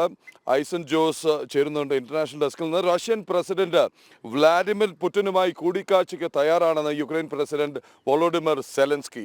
മെയ് 15-ന് തുർക്കിയയിലെ ഇസ്താൻബുളിലാണ് ചർച്ചകൾ തീരുമാനിച്ചിരിക്കുന്നത്. ചർച്ചകൾക്ക് തയ്യാറാണെന്ന് പുടിൻ അറിയിച്ചിരുന്നു. യുക്രൈൻ പ്രസിഡന്റിനോട് US പ്രസിഡന്റ് ഡൊണാൾഡ് ട്രംപും ചർച്ചയിൽ നേരിട്ട് പങ്കെടുക്കണമെന്ന് നിർദ്ദേശിച്ചിരുന്നു. അതിനൊരു ഉപാധി സെലൻസ്കി മുന്നോട്ട് വച്ചു. 30 ദിവസത്തെ വെടിനിർത്തൽ വേണമെന്നാണ് പുടിൻ പറഞ്ഞത്. ഇതൊക്കെ ട്രംപ് അടക്കമുള്ളവർ തള്ളിക്കളഞ്ഞിരിക്കുന്നു. ഏതായാലും ഈ ആവശ്യം റഷ്യയും അംഗീകരിച്ചിട്ടില്ല. ഐസൻ ജോസ് ചേരുകയാണ് ഇന്റർനാഷണൽ ഡെസ്കിൽ നിന്ന്. ഐസൻ, സമാധാനത്തിനുള്ള സാധ്യത തെളിയിക്കുകയാണ്. പലവട്ടം സമാധാനം ഉണ്ടാകും, വെടിനിർത്തി എന്നുള്ള സൂചനകൾ വന്ന ശേഷം വീണ്ടും മുഴുവൻ സമയ യുദ്ധത്തിലേക്ക് ഇരു രാജ്യങ്ങളും നീങ്ങുന്ന കാഴ്ചയാണ് കണ്ടത്. ഐസൻ ജോസ്. പ്രതിപിള്ള, തീർച്ചയായും 3 ദിവസത്തെ താൽക്കാലികമായൊരു വെടിനിർത്തൽ, അതായത് റഷ്യയുടെ വിക്ടറി ഡേയുമായി ബന്ധപ്പെട്ട് ഇന്നലെ അവസാനിച്ച ഒരു 3 ദിവസത്തെ, അതായത് 9, 10, 11 തീയതികളിൽ വിക്ടറി ഡേയുമായി ബന്ധപ്പെട്ട ഒരു വെടിനിർത്തൽ റഷ്യൻ പ്രസിഡന്റ് പ്രഖ്യാപിച്ചിരുന്നു. അതിന് പിന്നാലെയാണ് ഇന്നലെ ഇക്കാര്യത്തിൽ ഒരു നിലപാട് വളരെ കൃത്യമായി പറഞ്ഞത്. ഈ 15-ാം തീയതി ഇസ്താംബുളിൽ നടക്കുന്ന ചർച്ചകളിൽ, രാജ്യങ്ങളും തമ്മിൽ നടക്കുന്ന ചർച്ചകളിൽ വെടിനിർത്തൽ ധാരണയ്ക്ക് തയ്യാറാണെന്ന നിലപാടാണ് വളരെ കൃത്യമായി ഇന്നലെ പുടിൻ അറിയിക്കുകയും ചെയ്തത്. ഇതിന് പിന്നാലെയാണ് ഇപ്പോൾ വോളോഡിമിർ സെലൻസ്കിയുടെ ഒരു നിലപാട് പുറത്തു വന്നിരിക്കുന്നത്. അദ്ദേഹം പറയുന്നത് റഷ്യൻ പ്രസിഡന്റുമായി നേരിട്ട് സംസാരിക്കാൻ തയ്യാറാണ് എന്ന കൃത്യമായ ഒരു നിലപാട് തന്നെയാണ്. അത്തരത്തിൽ ഈ 2 രാജ്യങ്ങളും പ്രശ്നങ്ങൾ ചർച്ച ചെയ്ത് പരിഹരിക്കണമെന്ന വളരെ ഒരു കൃത്യമായ ഒരു നിർദ്ദേശം അതുപോലെ ട്രംപിൻ്റെ ഭാഗത്തു നിന്ന് നേരത്തെ ഉണ്ടാവുകയും ചെയ്തിരുന്നു. കർശന നടപടികൾ ഈ കാര്യത്തിൽ ഉണ്ടാകണം എന്ന ഒരു നീക്കം അല്ലെങ്കിൽ ഒരു നിലപാട് അന്താരാഷ്ട്ര സമൂഹം തന്നെ വളരെ കൃത്യമായി പറയുകയും ചെയ്തൊരു പശ്ചാത്തലത്തിൽ കൂടിയാണ് ഈ സമാധാന നീക്കങ്ങൾ മുന്നോട്ട് പോകുന്നത് എന്നതാണ് യാഥാർത്ഥ്യം. അതേസമയം ഏത് രീതിയിലുള്ള വെടിനിർത്തലാണ് വേണ്ടത് എന്നത് സംബന്ധിച്ച ഒരു അന്തിമ തീരുമാനത്തിലെത്താനോ അത് ചർച്ചയ്ക്ക് മുമ്പ് അത് സംബന്ധിച്ചൊരു സൂചന നൽകാനോ ഇതുവരെ റഷ്യ തയ്യാറായിട്ടില്ല, റഷ്യ അതിന് തയ്യാറല്ല എന്ന നിലപാടാണ് അറിയിച്ചിരിക്കുന്നത്. അതേസമയം 30 ദിവസത്തെ അൺകണ്ടീഷണൽ വെടിനിർത്തൽ, താൽക്കാലികമായ 30 ദിവസത്തെ അൺകണ്ടീഷണലായ ഒരു വെടിനിർത്തൽ വേണമെന്നൊരാവശ്യമാണ് യുക്രൈൻ പ്രസിഡന്റ് മുന്നോട്ട് വയ്ക്കുന്നത്. എന്നാൽ ഇതൊന്നും അംഗീകരിക്കാൻ സാധിക്കുകയില്ല. പക്ഷേ ചർച്ചകൾക്ക് സാധ്യതയുണ്ട്. ചർച്ചകൾ വെടിനിർത്തലിനുള്ള ചർച്ചകൾ തന്നെ ആകാമെന്ന് പുടിൻ വളരെ കൃത്യമായി പറയുകയും ചെയ്തിട്ടുണ്ട്. ഇത് ഒരു സമാധാന നീക്കത്തിൻ്റെ സൂചനയായി തന്നെ നമുക്ക് കണക്കാക്കാൻ സാധിക്കുന്നുണ്ട്. സമാധാനത്തിന് തയ്യാറാകുന്നൊരു സാഹചര്യം ഉണ്ടാകുമെന്ന് തന്നെയാണ് മനസ്സിലാക്കാൻ സാധിക്കുന്നത്.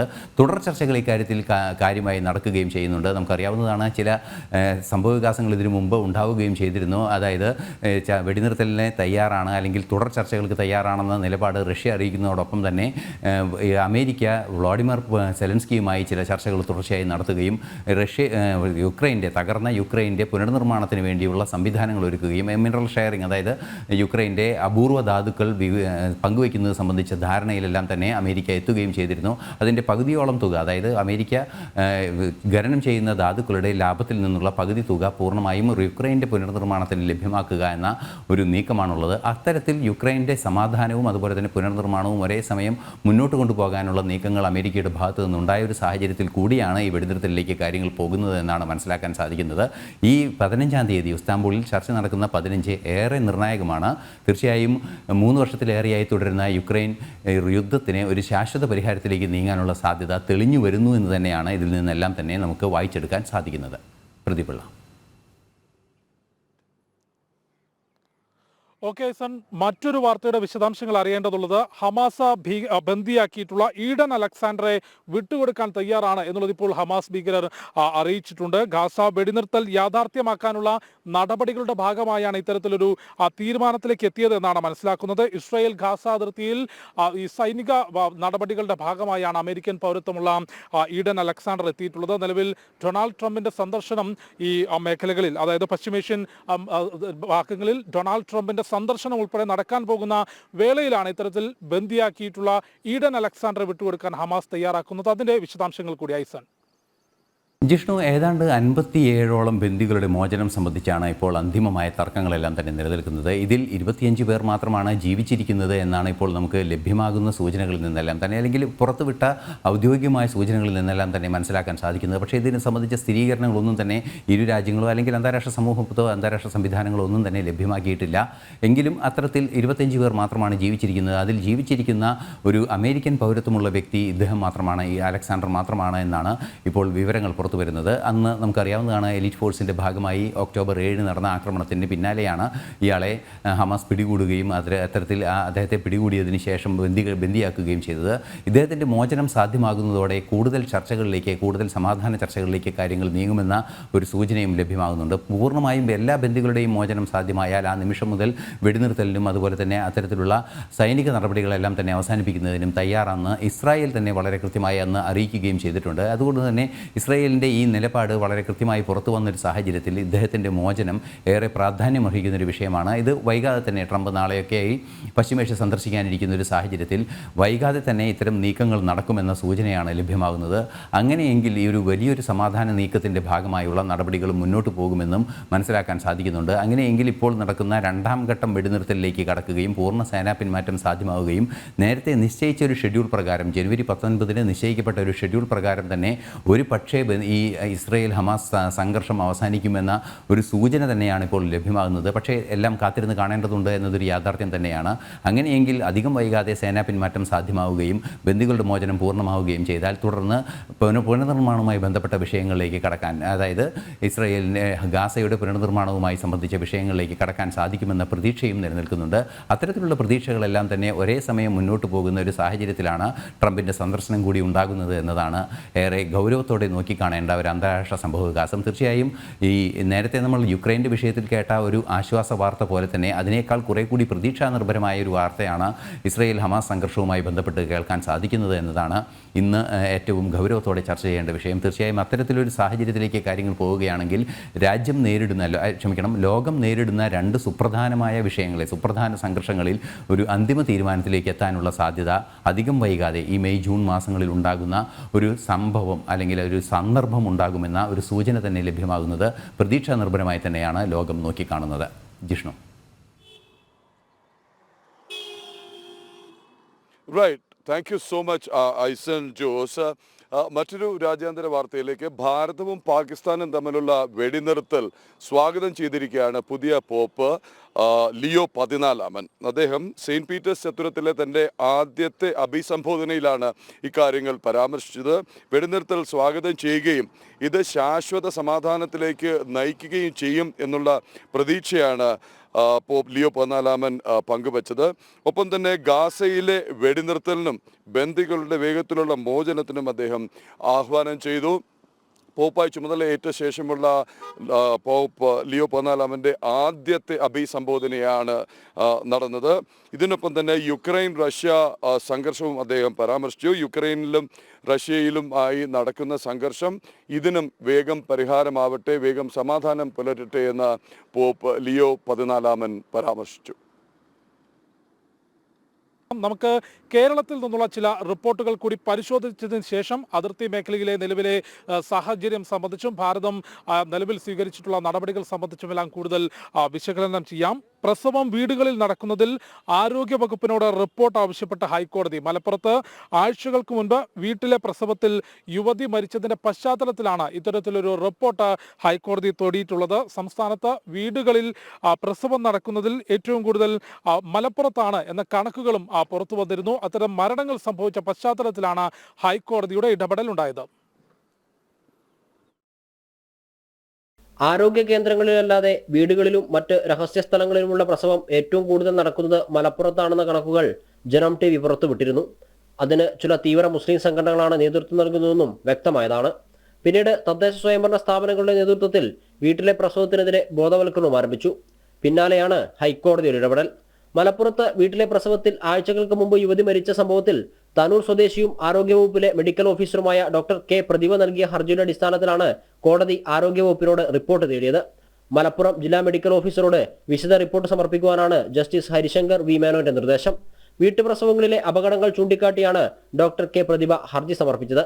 സംസ്ഥാനത്ത് വീട്ടുപ്രസവങ്ങളുടെ വർധനവ് സംബന്ധിച്ച് ഹൈക്കോടതി അഭിഭാഷകനായ അഡ്വക്കേറ്റ് കുളത്തൂർ ജയസിംഗിന് സർക്കാർ നൽകിയ വിവരാവകാശ മറുപടിയിൽ മലപ്പുറം ജില്ലയിലെ വർദ്ധിച്ച വീട്ടുപ്രസവങ്ങളുടെ കണക്കുകൾ പുറത്തു വന്നിരുന്നു. പ്രസ്തുത രേഖകളും ഡോക്ടർ കെ പ്രതിഭ ഹർജിയിൽ ഉൾപ്പെടുത്തി കോടതിക്ക് കൈമാറിയിരുന്നു. ഹർജിയിൽ വിശദീകരണം നൽകുവാൻ സർക്കാർ സാവകാശവും തേടി. ഇതിനിടെയാണ് പെരുമ്പാവൂർ സ്വദേശിനിയായ അസ്മ ഏപ്രിൽ 5 മലപ്പുറത്തെ ഭർത്താവിന്റെ വീട്ടിൽ പ്രസവിച്ചതിനെ തുടർന്ന് മരണപ്പെട്ടത്. ഇത് സംബന്ധിച്ച വസ്തുതകൾ ഉപഹർജിയിലൂടെയാണ് ഡോക്ടർ കെ പ്രതിഭ കോടതിയിൽ സമർപ്പിച്ചത്. ഉപഹർജി അനുവദിച്ച കോടതി ഡോക്ടർ കെ പ്രതിഭയുടെ വാദത്തിന്റെ ഗൗരവം നിരീക്ഷിച്ച ശേഷമാണ് ആരോഗ്യവകുപ്പിനോട് റിപ്പോർട്ട് തേടിയിട്ടുള്ളത്. ജനം, കോഴിക്കോട്. 21-കാരന്റെ മരണത്തിൽ നീതി ലഭിച്ചില്ല എന്ന് ആരോപിച്ച് പ്രതിഷേധത്തിന് ഒടുങ്ങുകയാണ് കുടുംബം. കോഴിക്കോട് നാദാപുരം MET കോളേജിലെ വിദ്യാർത്ഥിയായിരുന്ന അക്ഷയുടെ കുടുംബവും ആക്ഷൻ കമ്മിറ്റിയുമാണ് പ്രത്യക്ഷ സമരത്തിന് ഒരുങ്ങുന്നത്. മരണത്തിൽ ദുരൂഹത ആരോപിച്ച് കുടുംബം നേരത്തെ പരാതി നൽകിയിരുന്നു. പക്ഷേ തുടരന്വേഷണവും നടപടികളും ഉണ്ടായിട്ടില്ല എന്നുള്ളതാണ് കുടുംബത്തിന്റെ പരാതി. നാദാപുരം MET കോളേജിലെ അവസാന വർഷ BBA വിദ്യാർത്ഥിയായ അക്ഷയെ 2024 ഏപ്രിൽ 14 പുലർച്ചെയാണ് വീടിന് സമീപം തൂങ്ങി മരിച്ച നിലയിൽ കണ്ടെത്തിയത്. മരണത്തിൽ സംശയമുണ്ടെന്ന പരാതിയുമായി കുടുംബം പോലീസിനെ സമീപിച്ചിരുന്നു. കൂട്ടുകാരെ കാണാനെന്നും പറഞ്ഞിറങ്ങിയ മകൻ സന്തോഷവാനായിരുന്നുവെന്നും ആത്മഹത്യ ചെയ്യേണ്ട യാതൊരു സാഹചര്യവുമില്ലെന്നും മാതാപിതാക്കൾ പറഞ്ഞിരുന്നു. മൃതദേഹം കണ്ടെത്തിയ സ്ഥലവും സാഹചര്യവും സംശയം ജനിപ്പിക്കുന്നതാണെന്നും കുടുംബം ആരോപിച്ചിരുന്നു. വടകര ക്രൈംബ്രാഞ്ച് SP ഞാൻ പറഞ്ഞ അവന്റെ ഫോണിൽ എല്ലാ തെളിവുകളും ഉണ്ട് സാറേ, അത് നിങ്ങൾ നോക്കിയാൽ നിങ്ങൾക്ക് ഒരു വിധം തെളിവുകളെല്ലാം കിട്ടും എന്ന് പറഞ്ഞിട്ട് വടകര SP എന്നോട് പറഞ്ഞത്, ക്രൈംബ്രാഞ്ച് SP പറഞ്ഞത്, ഐഫോൺ പൊട്ടിക്കേണ്ട ഒരു സംവിധാനവും കേരളത്തിൽ എവിടെയും ഇല്ല. അത് നിങ്ങൾക്ക് പറ്റുമെങ്കിൽ നിങ്ങൾ ഒരാളെ കാണിച്ചു തന്നാൽ അവരെ അടുത്ത് കൊടുത്തിട്ട് നമുക്ക് ചെയ്യാം. ഈ കൊലക്ക് ഇവരെ കൊല ചെയ്ത ആൾക്കാരെ ഞങ്ങളുടെ മുന്നിൽ കൊണ്ടുത്തന്ന് ഞങ്ങൾക്ക് നീതി വരുത്തി തരുവാൻ വേണ്ടിയിട്ട് ഞങ്ങൾ കുടുംബവും ആക്ഷൻ കമ്മിറ്റിയും നാട്ടുകാരും ഒരു പ്രത്യക്ഷ സമരത്തിലേക്ക് ഏർപ്പെടുകയാണ് ഇനി. എന്നാൽ ഇതൊന്നും പോലീസ് മുഖവിലക്കെടുത്തില്ലെന്നായിരുന്നു പരാതി. ക്രൈംബ്രാഞ്ച് അന്വേഷണം വേണമെന്ന ആവശ്യവുമായി കുടുംബവും ആക്ഷൻ കമ്മിറ്റിയും രംഗത്തെത്തിയിരുന്നു. ക്രൈംബ്രാഞ്ച് ഏറ്റെടുത്തിട്ടും അന്വേഷണം എങ്ങും എത്തിയില്ലെന്ന വിമർശനമാണ് ശക്തമായിരിക്കുന്നത്. റീപോസ്റ്റ്മോർട്ടം ആവശ്യപ്പെട്ടിരുന്നെങ്കിലും അനുവാദം നൽകിയില്ല. അക്ഷയ് ഉപയോഗിച്ച ഐഫോണിന്റെ ഫോറൻസിക് പരിശോധന പോലും നടന്നില്ലെന്നും പരാതിയുണ്ട്. കേസ് അട്ടിമറിക്കാനും ചിലരെ സംരക്ഷിക്കാനും നീക്കം നടക്കുന്നതായുള്ള ആക്ഷേപവും ഉയർന്നിരുന്നു. ഇനിയും അന്വേഷണത്തിൽ പുരോഗതി ഉണ്ടായില്ലെങ്കിൽ പ്രത്യക്ഷ സമരത്തിലേക്ക് നീങ്ങാനാണ് കുടുംബത്തിന്റെയും ആക്ഷൻ കമ്മിറ്റിയുടെയും തീരുമാനം. ജനം, കോഴിക്കോട്. ജന്മഭൂമിയുടെ സുവർണ ജൂബിലി ആഘോഷങ്ങളുടെ ഭാഗമായി തിരുവനന്തപുരത്ത് സംഘടിപ്പിച്ച പ്രദർശനം വളരെയധികം ശ്രദ്ധേയമായി. ആത്മനിർഭര ഭാരതത്തിലൂടെ രാജ്യം കൈവരിച്ച വികസന നേട്ടങ്ങളും ശാസ്ത്ര സാങ്കേതിക ആരോഗ്യ മേഖലകളിലെ കുതിപ്പും എക്സിബിഷന് മാറ്റുകൂട്ടി. 150-ൽ അധികം പവലിയനുകളിൽ വ്യത്യസ്തതയാർന്ന വിഭവങ്ങളാണ് കാഴ്ചക്കാർക്ക് ഒരുക്കിയത്. മെയ് 7-ന് ആരംഭിച്ച സുവർണ ജൂബിലി ആഘോഷം ഇന്നലെ സമാപിച്ചു. കാണാം പ്രദർശനിയിലെ കാഴ്ചകൾ.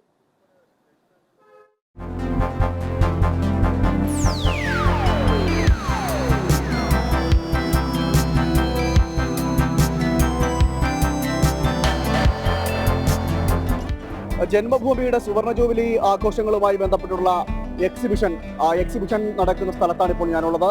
വലിയ ഒരു എക്സിബിഷൻ നഗരിയാണ് ഇവിടെ ഒരുക്കിയിരിക്കുന്നത്. ഒട്ടേറെ വിഷയങ്ങൾ വൈജ്ഞാനികമായി ബന്ധപ്പെട്ടത്, കാർഷികം, ആരോഗ്യം, അതോടൊപ്പം തന്നെ പുരാണ ഇതിഹാസങ്ങൾ സംബന്ധിച്ചും തിരുവനന്തപുരത്തിന്റെ ചരിത്രങ്ങൾ സൂചിപ്പിക്കുന്നതുമായി ബന്ധപ്പെട്ടുള്ള അങ്ങനെ ഒട്ടേറെ പഴമ തുളുമ്പുന്നതും നമുക്ക് മനസ്സിലാക്കാൻ വേണ്ടിയിട്ടുള്ളതുമായിട്ടുള്ള ഒട്ടേറെ വിഭവങ്ങൾ എന്ന് തന്നെ വേണമെങ്കിൽ നമുക്ക് പറയാം. അതാണ് ഈ എക്സിബിഷൻ നഗരിയിൽ ഒരുക്കിയിട്ടുള്ളത്. അതിന്റെ വിശേഷങ്ങളിലേക്ക് നമുക്ക് പങ്കുവയ്ക്കാം.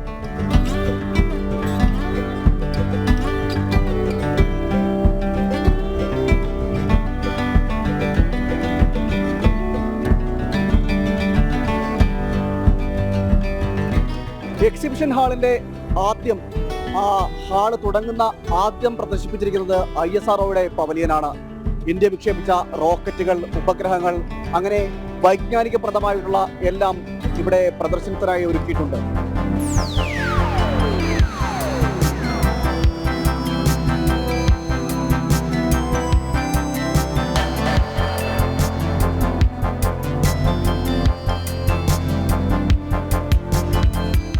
ISRO 1969 ആരംഭിക്കുമ്പോൾ മുതലുള്ള എല്ലാ റോക്കറ്റിന്റെയും സാറ്റലൈറ്റുകളുടെയും സ്കെയിൽ ഡൗൺ മോഡൽസ് ആണ് ഇവിടെ പ്രദർശിപ്പിച്ചത്. നമ്മുടെ ആദ്യകാലത്ത് ഡെവലപ്പ് ചെയ്തിട്ടുള്ള നമ്മുടെ ആദ്യത്തെ സൗണ്ടിങ് റോക്കറ്റായ RH-75ന്റെ ആക്ച്വൽ മോഡൽ തന്നെയാണ് ഇവിടെ കൊടുത്തിട്ടുള്ളത്. മറ്റെല്ലാ മോഡൽസും സ്കെയിൽ ഡൗൺ മോഡൽസ് ആണ്. മാത്രമല്ല ഇനി ഭാവിയിൽ നമ്മൾ ഡെവലപ്പ് ചെയ്തുകൊണ്ടിരിക്കുന്ന RLV എന്ന് പറയുന്ന ഒരു വെഹിക്കിൾ ഉണ്ട്, റീയൂസബിൾ ലോഞ്ച് വെഹിക്കിൾ. അതിന്റെ മോഡലും ഇവിടെ പ്രദർശിപ്പിച്ചിട്ടുണ്ട്.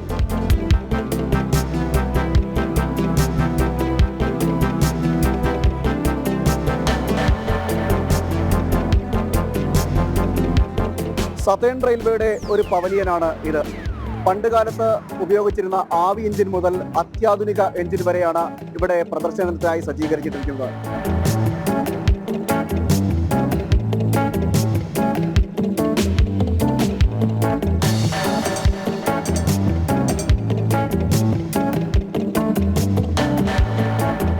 Railway has done so many achievements. Those achievements are being displayed here, and you can see those achievements in terms of different locomotives and coaches being shown in this display. So the exhibition begins with steam locomotives. Those steam locomotives were used in 19th century, and initially we are having two Nilagiri mountain railways.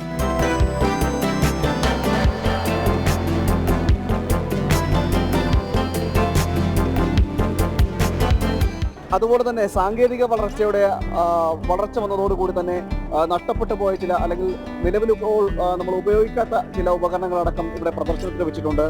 ഈ പഴയകാല light, അതോടൊപ്പം തന്നെ മറ്റ് ചില അതിലേറ്റവും എടുത്തു പറയേണ്ടതാണ് ഈ ടോക്കൺ ഹൂപ്പ് എന്ന് പറയുന്നത്. കമ്മ്യൂണിക്കേഷന്റെ ഭാഗമായിട്ട് ഉപയോഗിച്ചിരുന്നതാണ് ഈ ടോക്കൺ ഹൂപ്പ്.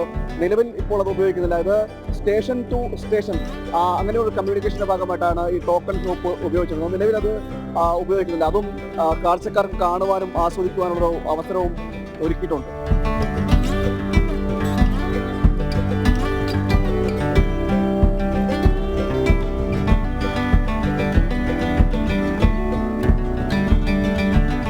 തലസ്ഥാനം മാറുകയാണ്.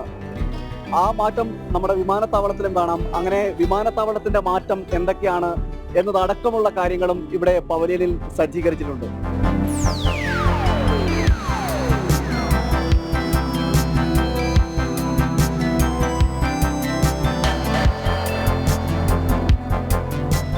ഇത് നമ്മുടെ തിരുവനന്തപുരം ഇന്റർനാഷണൽ എയർപോർട്ടുള്ള സ്ഥലത്ത് നമ്മൾ ഫ്യൂച്ചറിൽ എങ്ങനെയാണ് എയർപോർട്ട് വികസിപ്പിച്ചെടുക്കുമ്പോൾ ഉള്ള ഫൈനൽ മോഡലാണിത്.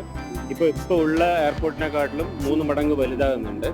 അപ്പോൾ അവസാനം 27 എയറോപ്ലെയിൻ നിർത്താൻ പറ്റുന്ന പോലെയാണ് നമ്മൾ പ്ലാൻ ചെയ്തിരിക്കുന്നത്. ഇന്റർനാഷണൽ ഡൊമസ്റ്റിക്കും ഇൻ്റഗ്രേറ്റ് ചെയ്യും. അപ്പോൾ ഇപ്പോൾ ഉള്ളതിനെക്കാട്ടിലും മെച്ചപ്പെട്ട ഒരു ഡിസൈനിലായിരിക്കും നമ്മൾ ഫൈനലി കെട്ടിക്കഴിയുമ്പോൾ ഉണ്ടാകുക. എത്രയും പെട്ടെന്ന് തന്നെ പണി തുടങ്ങും.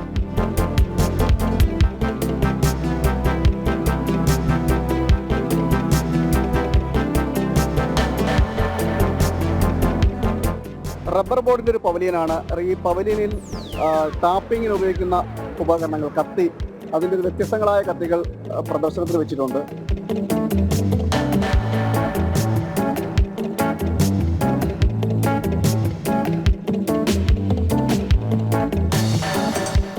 നാടൻ കത്തിയാണിത്. ഇതാണെങ്കിൽ ജബോങ് കത്തി, ഇത് മലയൻ കത്തി എന്നോ ഇതാണ് ജബോങ് എന്നാണ് അതിൻ്റെ പേര്. പിന്നെ ഇതാണ് സ്ക്രാപ്പർ, നമ്മുടെ ഈ റെയിൻ ഗാർഡ് ചെയ്യാൻ വേണ്ടിയുള്ള ഇത് ഒട്ടിക്കുമ്പോൾ നമ്മൾ ചുരണ്ടുന്ന സാധനം. പിന്നെ മാർക്കറും ഈ ടെംപ്ലേറ്റും കൂടെ, കാരണം കറക്റ്റായിട്ട് മാർക്ക് ചെയ്യുന്നതിന് വേണ്ടിയുള്ള ഉപകരണങ്ങളാണ്. മെഡിക്കൽ എക്സിബിഷനാണ് ഇവിടെ സംഘടിപ്പിച്ചിരിക്കുന്നത്. മനുഷ്യ ശരീര അവയവങ്ങളെ ഫോർമാലിൽ സൂക്ഷിച്ചിരിക്കുകയാണ്. അങ്ങനെ ആ ശരീര അവയവങ്ങൾ ഓരോന്നും കാഴ്ചക്കാർക്ക് കാണുവാനും അതുപോലെ തന്നെ മെഡിക്കൽ വിദ്യാർത്ഥികൾക്കടക്കം പങ്കെടുത്ത് ഇതിൽ ഓരോ അവയവങ്ങളും എന്തൊക്കെയാണ്, എന്തിനെ പറ്റിയാണ് എന്നതടക്കമുള്ള കാര്യങ്ങൾ ഇവിടെ എഴുതി വെച്ചിട്ടുണ്ട്. അങ്ങനെ അത് പഠിക്കുവാനും മനസ്സിലാക്കുവാനുമുള്ളൊരു സൗകര്യം കൂടിയാണ് ഈ എക്സിബിഷൻ ഇവിടെ ഒരുക്കിയിരിക്കുന്നത്.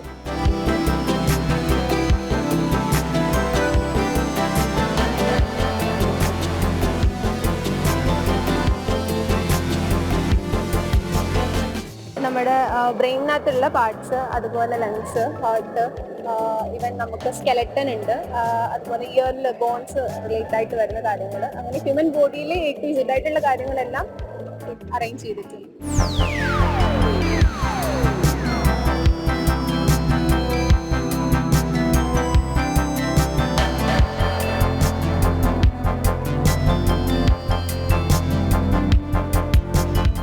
വേണാടിൻ്റെ പഴയകാല നാണയങ്ങൾ, ശ്രീചിത്ര തിരുനാൾ ബാലരാമവർമ്മയുടെ കാലത്തെ തിരുവിതാംകൂറിൻ്റെ നാണയങ്ങൾ, അങ്ങനെ 2300 വർഷം പഴക്കമുള്ള വിവിധ രാജാക്കന്മാരുടെ കാലഘട്ടത്തിലുള്ള നാണയങ്ങളുടെ ശേഖരം ഈ പ്രദർശനത്തിലുണ്ട്.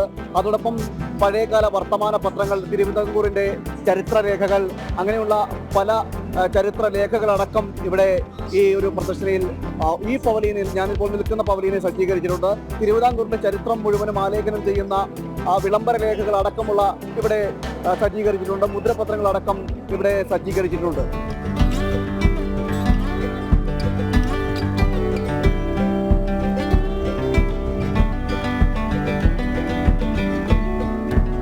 ജന്മഭൂമിയുടെ 50ാം വാർഷികമനുബന്ധിച്ചുള്ള ഒരു പവലിയനാണ് നമ്മൾ ഒരുക്കിയിട്ടുള്ളത്. അത് അതിൻ്റെ തീമിനനുസരിച്ചുള്ള പവലിയനാണ്. അത് തീം എന്ന് പറയുന്നത് വൈഭവ് ഭാരതം, വികസിത കേരളം, വിഷൻ അനന്തപുരി. ഈ 3 കാര്യങ്ങളും ഇന്നത്തെ എക്സിബിഷനിൽ നമ്മൾ സമന്വയിപ്പിച്ചിട്ടുണ്ട്. വൈഭവ ഭാരതത്തിലെ ഭാരതം കഴിഞ്ഞ ദശകങ്ങളിൽ നേടിയ ആ ഒരു വലിയ നേട്ടത്തിന്റെ ചിത്രമാണ് നമ്മൾ അവിടെ കാണാൻ കഴിയുന്നത്.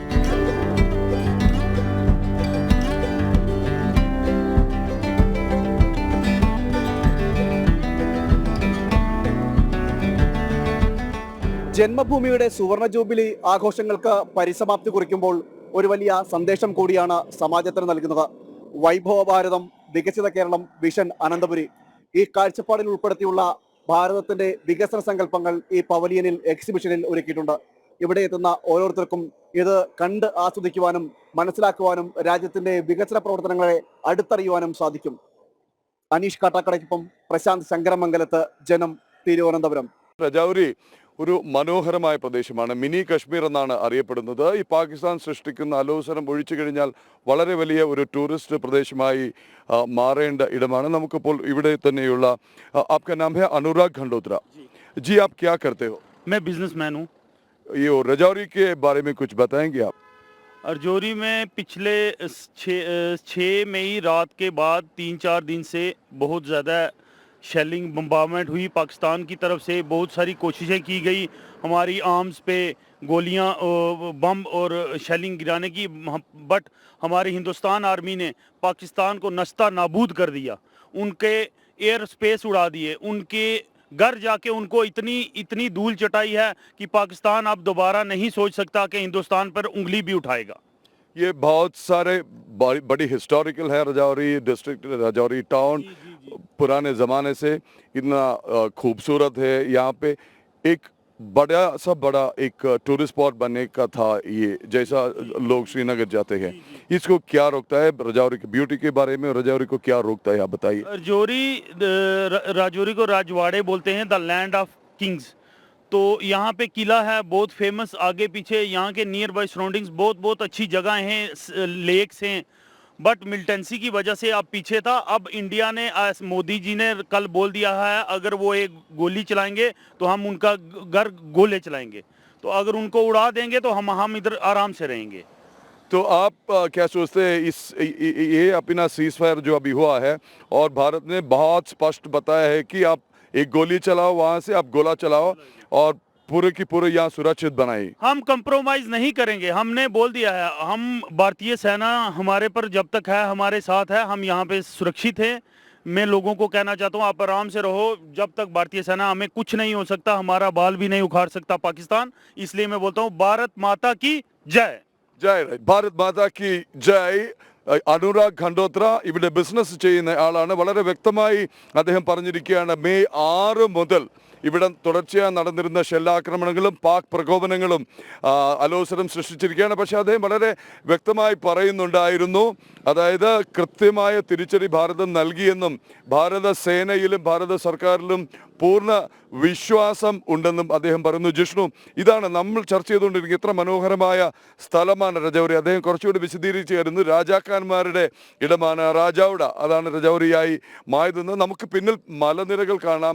ഒരു പക്ഷേ ഇതിനൊക്കെ അപ്പുറത്തേക്ക് അദ്ദേഹം ഇവിടുത്തെ മനോഹര കാഴ്ചകളെക്കുറിച്ച് അദ്ദേഹം പറഞ്ഞു. അതുപോലെ തന്നെ ഇവിടുത്തെ കോട്ട, അതുപോലെ മനോഹരമായ തടാകങ്ങൾ, ഇതൊക്കെ ഉണ്ടായിട്ടും പക്ഷേ രജൗരിക്ക് ഒരു അത് അർഹിക്കുന്ന തരത്തിലുള്ളൊരു അംഗീകാരം അല്ലെങ്കിൽ അർഹിക്കുന്ന രീതിയിലുള്ള ഒരു ടൂറിസ്റ്റ് സ്പോട്ട് എന്നുള്ള വികസനം സാധ്യമാകാതെ വരുന്നത് ഇത്തരത്തിൽ ഉള്ള തുടർച്ചയായ പ്രകോപനങ്ങൾ, ഷെല്ലിങ്ങുകൾ ഒക്കെ ആണ്. ജിഷ്ണു, തീർച്ചയായും. ഒപ്പം അദ്ദേഹത്തിന്റെ വാക്കുകളിൽ ഉണ്ടായിട്ടുള്ളൊരു ആത്മവിശ്വാസം എത്രത്തോളമാണ് എന്നുള്ളതാണ്. ഇന്ത്യൻ സൈന്യം കൂടെയുള്ളിടത്തോളം കാലം നമുക്കിവിടെ ജീവിക്കാൻ യാതൊരു ഭയവുമില്ല എന്നുള്ളതാണ് തുടർച്ചയായി ഷെല്ല് വീണുകൊണ്ടിരുന്ന ഒരു മേഖലയിൽ നിന്നുകൂടി ഭാരതത്തിന്റെ പൗരൻ പറഞ്ഞിട്ടുള്ളത്. തീർച്ചയായും അത്തരം ആത്മവിശ്വാസവും സൈന്യത്തിലുള്ള വിശ്വാസവും തന്നെയാണ് ഈ അതിർത്തി മേഖലകളിൽ ആളുകളുടെ ജീവിതത്തിന് മുൻപോട്ട് കൊണ്ടുപോകുന്നത്. നേരത്തെ നമ്മൾ സൂചിപ്പിച്ചതുപോലെ ഇപ്പോൾ രജൗരിയിലെ ദൃശ്യങ്ങളാണ് പ്രേക്ഷകർ കാണുന്നത്. രജൗരി എന്നുള്ളത് നേരത്തെ രജപുത്ത് രാജവംശത്തിന്റെ ഭരണ നടന്നിരുന്ന മേഖലയായിരുന്നു. കാലങ്ങളോളം രാജവംശം ഭരണം നടത്തിയിരുന്ന മേഖല. ഒപ്പം രജൗരിയുടെ ചരിത്രം പരിശോധിക്കുമ്പോൾ മുഗൾ അധിനിവേശത്തിനെതിരെ അതിശക്തമായിട്ടുള്ള ചെറുത്തുനിൽപ്പും പ്രതിരോധവും നടത്തിയിട്ടുള്ള ഭൂമി കൂടിയാണ് രജൗരി. നിലവിൽ വിഭജനത്തിന് ശേഷം പാകിസ്ഥാനുമായി നിയന്ത്രണ രേഖയിൽ അതിർത്തി പങ്കിടുന്ന മേഖല. ഇപ്പോൾ കാണുന്ന ഈ മല പ്രദേശങ്ങൾ തീർത്തും ഭാരതത്തിന്റെ ഭാഗമാണ്. അതിനപ്പുറത്താണ് ഭാരതത്തിന്റെ സൈനിക വിന്യാസം ഉൾപ്പെടെയുള്ള കാര്യങ്ങൾ നടത്തുന്നത്.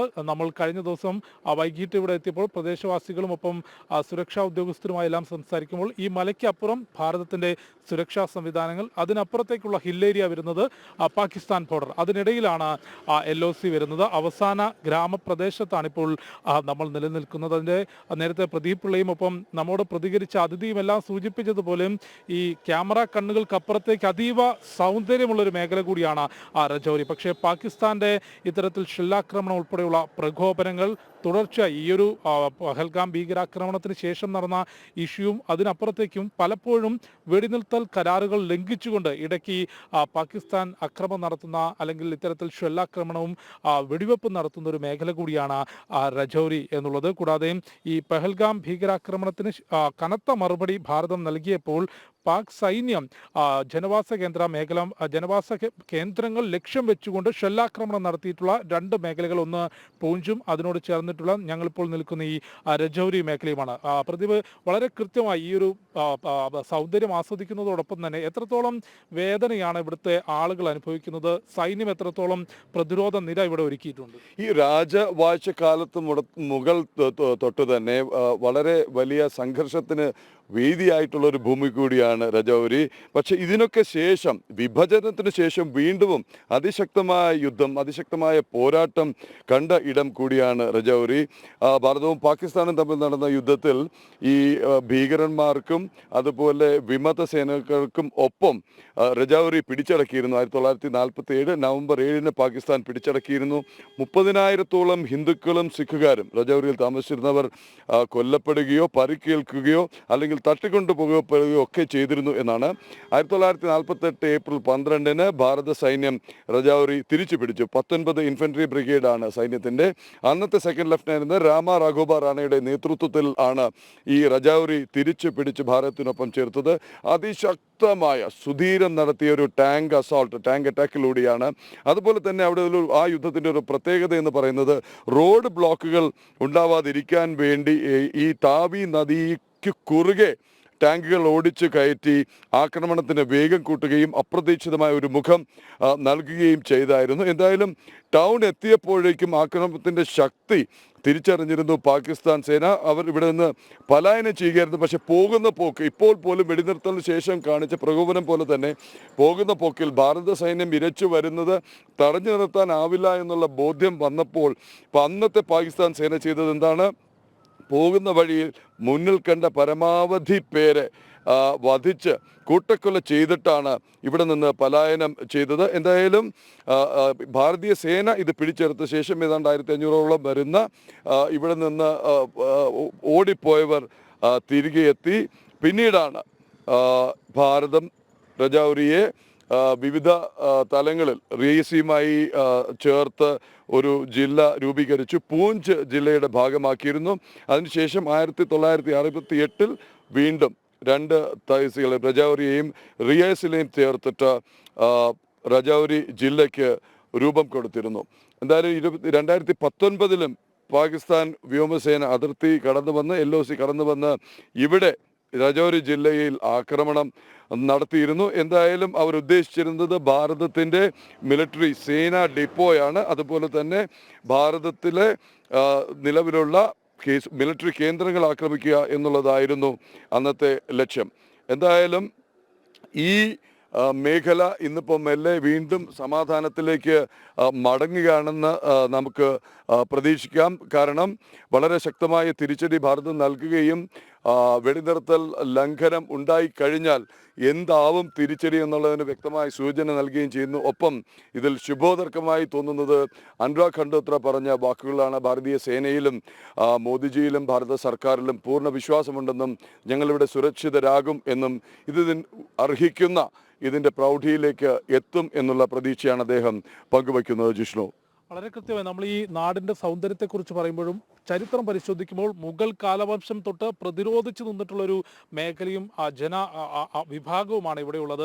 അത്തരത്തിൽ തുടർച്ചയായി അക്രമങ്ങൾ നേരിടുന്ന, അല്ലെങ്കിൽ ഇപ്പോഴത്തെ സാഹചര്യത്തിൽ പാകിസ്ഥാൻ ഏറ്റവും കൂടുതൽ ആക്രമിക്കുന്ന മേഖലയിൽ നിന്നുകൊണ്ടാണ് ഒരു പൗരൻ ഭാരത സേനയിൽ വിശ്വാസമുണ്ടെന്നും ഞങ്ങൾ സുരക്ഷിതരായിരിക്കുമെന്നുള്ള പൂർണ്ണ വിശ്വാസമുണ്ട് എന്ന് വിളിച്ച് ഭാരത് മാതാ കി ജയ് വിളിച്ചുകൊണ്ട് കടന്നുപോയിട്ടുള്ളത്. ഏതായാലും അത്തരത്തിലുള്ള ആളുകൾ കൂടിയാണ് നമ്മുടെ രാജ്യത്തിൻ്റെ സൗന്ദര്യവും കരുത്തും എന്നുകൂടി നമുക്ക് എടുത്തു പറയേണ്ടി വരും. ഇത്രയും നേരം ഈ രജൗരി മേഖലയിലെ അതിർത്തി പ്രദേശങ്ങളിലെ ദൃശ്യങ്ങളാണ് പ്രിയപ്പെട്ട പ്രേക്ഷകർ കണ്ടിട്ടുള്ളത്. കഴിഞ്ഞ രാത്രി രജൗരി തീർത്തും ശാന്തമായിരുന്നു. പക്ഷേ ഇപ്പോഴും ഞങ്ങൾ ഈ മേഖലയിലേക്ക് കാറിൽ വരുമ്പോൾ കടകൾ പൂർണ്ണമായും അടച്ചു കിടക്കുകയായിരുന്നു. അപ്പോൾ ഞങ്ങൾ പറഞ്ഞത് ഇവിടെയെല്ലാം കടകൾ തുറക്കുന്നതിന് ചിലപ്പോൾ 10 മണിയാകും എന്ന് പറഞ്ഞിരുന്നു. പക്ഷേ പൂർണ്ണമായും അടയ്ക്കുകയും വീടുകളിൽ നിന്ന് ആളുകളെ സുരക്ഷിത കേന്ദ്രങ്ങളിലേക്ക് മാറ്റുകയുമാണ് ചെയ്തിട്ടുള്ളത്. അവർ തിരിച്ചു വരാൻ ആഗ്രഹിക്കുന്നുണ്ട്. അതിന് ജമ്മു കശ്മീർ ഭരണകൂടവും കേന്ദ്ര സർക്കാരും സൈന്യവും അത് സംബന്ധിച്ച കൂടിയാലോചനകൾ ഇന്ന് നടത്തുന്നുണ്ട്. വളരെ പെട്ടെന്ന് ഒരു അറിയിപ്പില്ലാതെ ഒരു കാരണവശാലും തിരിച്ചു വീടുകളിലേക്ക് എത്തരുത് എന്നുള്ളതാണ്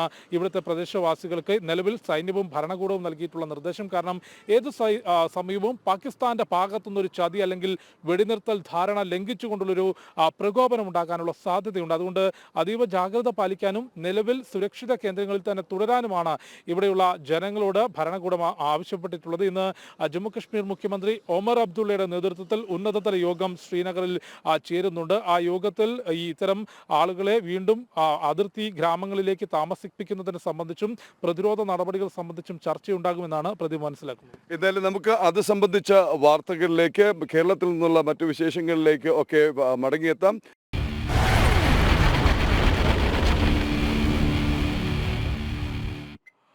വീണ്ടും പ്രേക്ഷകർക്ക് സ്വാഗതം. ഇപ്പോൾ മറ്റ് കേരളത്തിൽ നിന്നുള്ള ചില റിപ്പോർട്ടുകൾ കൂടി നമുക്ക് നോക്കിയതിന് ശേഷം അതിർത്തി മേഖലയിലെ റിപ്പോർട്ടുകൾ പറഞ്ഞത് നമുക്ക് ഈ സ്പെഷ്യൽ വാർത്താ പുലരി നമുക്കിവിടെ അവസാനിപ്പിക്കാം. വിദേശകാര്യ സെക്രട്ടറി വിക്രം മിശ്രിക്കെതിരെ തുടരുന്ന സൈബർ ആക്രമണത്തിൽ അപലപിച്ച IAS അസോസിയേഷൻ ആത്മാർത്ഥതയോടെ കർത്തവ്യം നിർവഹിക്കുന്നവരെ ആക്രമിക്കുന്നത് ദുഃഖകരമാണെന്ന് അസോസിയേഷൻ പ്രതികരിച്ചു. ഓപ്പറേഷൻ സിന്ദൂർ, പെഹൽഗാം ഭീകരാക്രമണം എന്നീ സംഭവങ്ങളിൽ വളരെ കൃത്യമായി രാജ്യത്തിന്റെ നിലപാടും പ്രതികരണങ്ങളും പൊതുസമൂഹത്തോട് അറിയിച്ചിട്ടുള്ള ഉദ്യോഗസ്ഥന് കൂടിയാണ് വിദേശകാര്യ സെക്രട്ടറി. അദ്ദേഹത്തിനെതിരെയുള്ള സൈബർ ആക്രമണങ്ങളിലാണ് IAS അസോസിയേഷൻ ഇത്തരത്തിൽ പ്രതികരണം നടത്തിയിട്ടുള്ളത്. ഡെസ്കിൽ നിന്ന് അശ്വതി സതീഷ ചേരുന്നുണ്ട്. അശ്വതി, എന്തൊക്കെയാണ് വിശദാംശങ്ങൾ?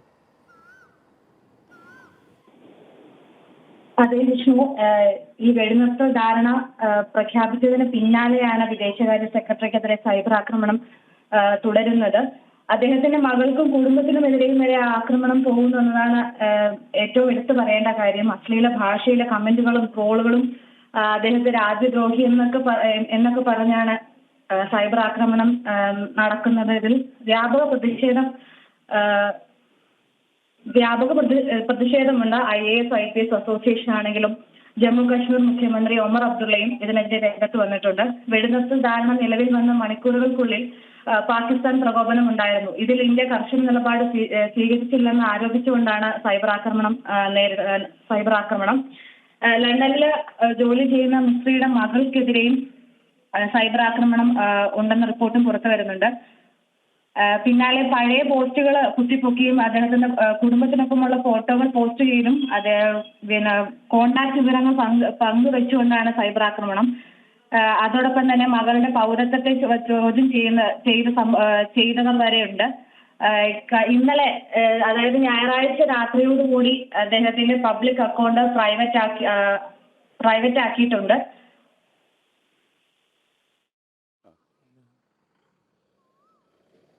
ഓക്കെ അശ്വതിയാണ് IAS അസോസിയേഷന്റെ പ്രതികരണവുമായി ബന്ധപ്പെട്ട വിശദാംശങ്ങൾ നൽകിയിട്ടുള്ളത്. രാജ്യത്തിന്റെ മുഖമായി നിന്നൊരു ധീര ഉദ്യോഗസ്ഥൻ കൂടിയാണ് വിക്രം മിശ്രി. എന്താണ് ഓപ്പറേഷൻ സിന്ദൂർ, പെഹൽഗാമിന് ഭാരതം നൽകിയിട്ടുള്ള മറുപടികൾ, ഭാരതത്തിന്റെ നയം തുടങ്ങിയവ പൊതുസമൂഹത്തോട് അറിയിക്കേണ്ട കാര്യങ്ങൾ കൃത്യമായി അറിയിച്ചൊരു ഉദ്യോഗസ്ഥൻ കൂടിയാണ്. പറയേണ്ട ഭാഷയിൽ, വീണ്ടും വാക്കുകളിൽ, ആശയത്തിൽ പറയേണ്ട ഒരു ബലത്തിന്റെ കാര്യത്തിൽ അല്ലെങ്കിൽ ശക്തിയുടെ കാര്യത്തിലൊക്കെ അളന്നു മുറിച്ചുള്ള പ്രതികരണങ്ങളാണ് ഉണ്ടാവുന്നത്. എപ്പോഴും ശ്രദ്ധിക്കേണ്ടത്, ഏറ്റവും ഈ വിദേശകാര്യ സർവീസിലെ ഏറ്റവും മികച്ച ഉദ്യോഗസ്ഥരെയാണ് വിദേശകാര്യ വക്താക്കളായി നിയമിക്കുന്നത്. ഈ വിദേശകാര്യ വക്താക്കൾ പലപ്പോഴും വിദേശകാര്യ സെക്രട്ടറിമാരായി മാറുന്ന കാഴ്ച നാം കണ്ടിട്ടുണ്ട്. അതിന് ഉത്തമ ഉദാഹരണമാണ് ഡോക്ടർ S ജയശങ്കർ. അദ്ദേഹം അതിനും അപ്പുറത്തേക്ക് പോയി വിദേശകാര്യ മന്ത്രിയായി. എപ്പോഴും ശ്രദ്ധിക്കുന്നത് പടിഞ്ഞാറൻ മാധ്യമങ്ങളിൽ നിന്നുയരുന്ന പ്രകോപനപരമായ ചോദ്യങ്ങൾക്ക് അദ്ദേഹം നൽകുന്ന ഉരുളക്കുപ്പേരി പോലുള്ള മനോഹരമായ മറുപടികളാണ്. അതുപോലെ തന്നെ വിക്രം മിശ്രി ഏതാനും നാളുകളായി നടത്തിക്കൊണ്ടിരിക്കുന്നത് ഭാരതത്തിൻ്റെ ശബ്ദമാണത്. ഭാരത സർക്കാർ ചുമതലപ്പെടുത്തിയ അനുസരിച്ചാണ് അദ്ദേഹം മാധ്യമങ്ങളോട് സംസാരിക്കുന്നത്. ആ സംസാരം ലോകത്തോടാണ്, ലോക മാധ്യമങ്ങളോടാണ്, ലോക രാഷ്ട്രങ്ങളോടാണ്. അതുകൊണ്ട് തന്നെ അദ്ദേഹത്തെ ഏൽപ്പിച്ച കർത്തവ്യം വളരെ കൃത്യമായി തികഞ്ഞ ഉത്തരവാദിത്വത്തോടു കൂടി അർഹിക്കുന്ന, അല്ലെങ്കിൽ അതിന് വേണ്ട യോജിച്ച ശക്തിയോടും യോജിച്ച വ്യക്തിതയോടും കൂടി പ്രകടിപ്പിക്കുമ്പോൾ അദ്ദേഹത്തിനെതിരെ പോലും സൈബർ ആക്രമണം നടത്തുക എന്ന് പറഞ്ഞാൽ എത്ര അധപ്പതിച്ചു പോയിരിക്കുന്നു ഇതൊക്കെ ചെയ്യുന്ന ആൾക്കാർ എന്നാണ് നമുക്ക് പറയാനുള്ളത്. ജിഷ്ണു, ഒപ്പം ജമ്മു കാശ്മീരിന്റെ സുരക്ഷാ ക്രമീകരണങ്ങളുമായി ബന്ധപ്പെട്ട നിർണായക യോഗങ്ങൾ ഇന്ന് ശ്രീനഗറിൽ ചേരുന്നുണ്ട്. മുഖ്യമന്ത്രി ഒമർ അബ്ദുള്ളയുടെ നേതൃത്വത്തിൽ ഉന്നതതല യോഗത്തിൽ ഒന്ന് സുരക്ഷാ ക്രമീകരണങ്ങൾ വിലയിരുത്തും, മറ്റൊന്ന് നമ്മളിപ്പോൾ സൂചിപ്പിച്ചതുപോലെ രജൌരി ഉൾപ്പെടെയുള്ള അതിർത്തി ഗ്രാമങ്ങളിൽ നിന്ന് നിലവിൽ സുരക്ഷിതമായി ഒഴിപ്പിച്ചുള്ളവരെ എങ്ങനെ തിരിച്ചെത്തിക്കണം, നിലവിൽ അത്തരത്തിലൊരു നടപടികളിലേക്ക് പോകണോ എന്നുള്ള വിഷയങ്ങൾ ഈ ഒരു യോഗത്തിൽ ചർച്ച ചെയ്യുന്നതാണ് മനസ്സിലാക്കേണ്ടത്. ഒമർ അബ്ദുള്ളയും ലഫ്റ്റനന്റ് ഗവർണർ മനോജ് സിൻഹയും ഉൾപ്പെടെയുള്ള ഉന്നത ഉദ്യോഗസ്ഥർ ആ യോഗത്തിൽ പങ്കെടുക്കുന്നുണ്ട്. ജമ്മു കാശ്മീരിനെ സംബന്ധിച്ച് വളരെ കൃത്യമായി സൂക്ഷ്മതയോടെ കൈകാര്യം ചെയ്ത് മുൻപോട്ട് പോകേണ്ട ഒരു സാഹചര്യത്തിലൂടെയാണ് നിലവിൽ കടന്നു പോകുന്നത്. തീർച്ചയായിട്ടും. കാര്യം ജനങ്ങൾ വളരെയധികം പ്രതീക്ഷയും വിശ്വാസവും ഭരണകൂടത്തിൽ അർപ്പിക്കുന്നുണ്ട് ഈ അവസരത്തിൽ. അതുകൊണ്ട് തന്നെ ഒന്ന്, ഇന്നത്തെ ഈ DGMOമാരുടെ ചർച്ചയ്ക്ക് ശേഷമായിരിക്കാം ഒരുപക്ഷെ ഇത് സംബന്ധിച്ചൊരു കൃത്യമായ വിവരം അല്ലെങ്കിൽ അല്ലെങ്കിൽ ഒരു ബ്രീഫിംഗ് ഉണ്ടാവുക. 2, ജനങ്ങളോട് അവിടെ നിന്ന് ഒഴിഞ്ഞു പോകാൻ പറഞ്ഞു പലരെയും ഒഴിപ്പിച്ചു. LOCക്ക് അടുത്തുള്ള ഗ്രാമങ്ങളിൽ കഴിയുന്നവരെ അവരുടെ വാസസ്ഥലങ്ങളിൽ നിന്ന് മാറ്റിയിരിക്കുകയാണ്. പലർക്കും ജീവൻ നഷ്ടപ്പെട്ടു, പരിക്കേറ്റു. ഇപ്പോൾ ആ സാഹചര്യത്തിൽ അവർക്ക് ആത്മവിശ്വാസം കൊടുക്കുക, അവരുടെ സുരക്ഷ ഉറപ്പാക്കുക. ഇനി ഒരു അനാവശ്യമായ അതിസാഹസം പ്രകോപനം പാകിസ്ഥാൻ ഭാഗത്തുനിന്ന് ഉണ്ടാവില്ല എന്ന് ഉറപ്പാക്കുക. അതിനുശേഷം മാത്രമാണ് അവരെ പുനരധിവസിപ്പിച്ച സ്ഥലത്ത് നിന്ന് തിരികെ അവരുടെ വാസസ്ഥലങ്ങളിലേക്ക് കൊണ്ടുവരിക. 1. 2, ഇതിൽ ഏറ്റവും വലിയ പരീക്ഷണം അല്ലെങ്കിൽ ഇതിൽ ഏറ്റവും വലിയ ബുദ്ധിമുട്ട് എന്ന് പറയുന്നത് ഇവിടത്തെ നിയന്ത്രണത്തിലല്ല പല കാര്യങ്ങളും. അതിർത്തിക്കപ്പുറത്തിരുന്ന് കാണിക്കുന്നവർ, അതിർത്തിക്കപ്പുറത്ത് ഇരിക്കുന്നവർ ആരുടെ നിയന്ത്രണത്തിലാണ്? അവർ എന്ത് ചെയ്യും? അവർ എപ്പോൾ എന്ത് പ്രകോപനമുണ്ടാക്കും? അവർ കളിപ്പാട്ടം പോലെ ഈ ഷെല്ലെടുത്ത് എപ്പോൾ പ്രയോഗിക്കും? അതും ജനവാസ മേഖലകളിലേക്ക് നേർക്കുനേർ സൈന്യത്തിന് നേരെ നിന്ന് ആക്രമിക്കാൻ പോലും കഴിയാതെ വരുമ്പോഴാണല്ലോ രാത്രിയുടെ മറവിൽ ജനവാസ കേന്ദ്രങ്ങൾ ലക്ഷ്യമിടുന്നത്. അപ്പോൾ ഭാരതത്തിൻ്റെയും ഒരുപക്ഷെ ഇവിടുത്തെ ഭരണകൂടത്തിൻ്റെയും നിയന്ത്രണത്തിനപ്പുറത്തുള്ള ചില ഘടകങ്ങൾ കൂടി ഇതിൽ പരിഗണിക്കേണ്ടതുണ്ട്. കാര്യം അവിടെ നിന്ന് പ്രകോപനം ഉണ്ടാവില്ല എന്ന് എത്ര വട്ടം നമുക്ക് ഉറപ്പാക്കാൻ കഴിയും എന്നുള്ളതാണ് ഇതിലെ ഏറ്റവും വലിയ വെല്ലുവിളി എന്ന് തോന്നുന്നു ജിഷ്ണു. അതായത് ഈ അതിർത്തി മേഖലയിൽ നേരത്തെ വ്യോമ പാത വഴി പാകിസ്ഥാൻ ആക്രമിക്കുമ്പോൾ അത് പ്രതിരോധിക്കാൻ സാധിക്കും എന്നുള്ളത് നമുക്ക് 101% വിശ്വാസമാണ്. അതായത് S-400 സുദർശന ചക്രം ഉൾപ്പെടെയുള്ള വ്യോമ പ്രതിരോധ സംവിധാനങ്ങൾ നമുക്കുണ്ട്. പക്ഷേ ഈ അതിർത്തി മേഖലയിൽ കരമാർഗത്തിലൂടെ പാകിസ്ഥാൻ നടത്തുന്ന ഷെല്ലാക്രമണം അത് പ്രതിരോധിക്കുക എന്നുള്ളത് വളരെ ബുദ്ധിമുട്ടാണ്. കാരണം അത് ഷെല്ല് വന്ന് പതിക്കും. ആ മേഖലയിൽ വളരെ കൃത്യമായ ആളുകൾ ഒഴിപ്പിച്ചുകൊണ്ട് പ്രതിരോധ നടപടികൾ സ്വീകരിക്കുക എന്നുള്ള വെല്ലുവിളിയാണ് ഇപ്പോൾ സൈന്യം അതിർത്തി മേഖലയിൽ നടത്തിക്കൊണ്ടിരിക്കുന്നത്. ഏതായാലും ഇന്നത്തെ യോഗത്തിൽ എന്ത് തീരുമാനങ്ങൾ ജമ്മു കാശ്മീർ ഭരണകൂടം ഒപ്പം ലഫ്റ്റനന്റ് ഗവർണർ ആ യോഗത്തിൽ പങ്കെടുക്കുന്നുണ്ട്. അതുകൊണ്ട് തന്നെ വളരെ കൃത്യമായി കേന്ദ്ര സർക്കാരുമായി കൂടിയാലോചിച്ച് സൈന്യത്തിന്റെ നിലവിലുള്ള റിപ്പോർട്ട് പരിശോധിച്ച് ആഭ്യന്തര മന്ത്രാലയത്തിന്റെ അനുമതിയോട് കൂടിയായിരിക്കും ഏതായാലും ആ യോഗത്തിൽ ഇത്തരത്തിലുള്ള തീരുമാനങ്ങൾ കൈക്കൊള്ളുക. ഈ ഒരു ഷോയ്ക്ക് ശേഷം ഞങ്ങളും മുകളിലേക്ക്, അതായത് ഇതിന് തൊട്ടു മുകളിലേക്കാണ്, ഏകദേശം 2 മണിക്കൂർ യാത്ര ചെയ്താൽ നമുക്ക് പൂഞ്ചിലേക്ക് എത്താൻ സാധിക്കും. രജൌരിക്കൊപ്പം പാകിസ്ഥാൻ സൈന്യം ഏറെ ആക്രമിച്ചതും ഒപ്പം തുടർച്ചയായി ഷെല്ലാക്രമണം നടത്തുകയും ചെയ്ത മേഖലയാണ് പൂഞ്ച്. അവിടെ ഒരു സ്കൂൾ തകർന്ന് 2 കുട്ടികൾ മരിച്ചിരുന്നു. കൂടാതെ 8 സ്ത്രീകൾ ഉൾപ്പെടെ 16 സാധാരണക്കാർക്കാണ് പാകിസ്ഥാന്റെ ഷെല്ലാക്രമണത്തിൽ ജീവൻ നഷ്ടമായത്. ഒരു ധീര സൈനികനെ നമുക്ക് അവിടെ നഷ്ടമായിട്ടുണ്ട്. ആ മേഖല കൂടി സന്ദർശിക്കണമെന്നാണ് ഈ ഒരു ഷോയ്ക്ക് ശേഷം കരുതുന്നത്. റൈറ്റ്, തീർച്ചയായിട്ടും നമുക്ക് എന്തായാലും രജൌരിയിലെ മനോഹര കാഴ്ചകൾ, രജൌരിയിൽ ഉണ്ടാകുന്ന അലോസരങ്ങൾ അതൊക്കെ മാറുമെന്നുള്ള ശുഭപ്രതീക്ഷ നാട്ടുകാർ പ്രകടിപ്പിക്കുമ്പോൾ ഇപ്പോൾ നമുക്കൊന്ന് നാട്ടിലേക്ക് പോയി വരാം. നാട്ടിലെ ഒരു മനോഹരമായ കാഴ്ചയിലേക്ക്. പത്തനംതിട്ട ജില്ലയിലെ കോന്നിയിലെ മണ്ണീറ വെള്ളച്ചാട്ടം ഇപ്പോൾ സഞ്ചാരികൾക്ക് പ്രിയപ്പെട്ടതായി മാറുകയാണ്. കടുത്ത വേനലിൽ പോലും കുത്തിയൊഴുകുന്ന ഈ വെള്ളച്ചാട്ടം തേടി നാടിൻ്റെ നാനാഭാഗത്തു നിന്ന് സന്ദർശകർ എത്തുകയാണ്. നമുക്കൊന്ന് വേഗം കണ്ടുവരാം പത്തനംതിട്ട ജില്ലയിലെ കോന്നിയിലെ മണ്ണീറ വെള്ളച്ചാട്ടത്തിൻ്റെ കാഴ്ചകൾ.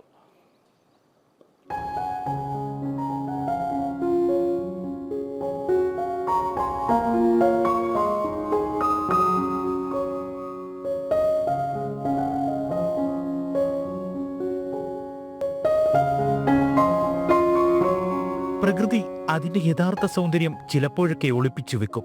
അത് നമ്മൾ തേടി കണ്ടുപിടിക്കണം. അങ്ങനെയുള്ള ഒരിടമാണ് മണ്ണീറ. അത്ര പ്രശസ്തമല്ലാത്തത് കൊണ്ട് തന്നെ ആളുകൾ കേട്ടറിഞ്ഞ് സ്ഥലം തപ്പിപ്പിടിച്ചാണ് ഇവിടേക്ക് എത്തുന്നത്. അങ്ങനെ ഇവിടെ എത്തിയാലോ തിരികെ മടങ്ങാനും മടിക്കും. കാരണം ഇവിടെ എത്തുന്നവർ ഒറ്റവാക്കിൽ ഇങ്ങനെ വർണ്ണിക്കും: ഇവിടം സ്വർഗമാണ്.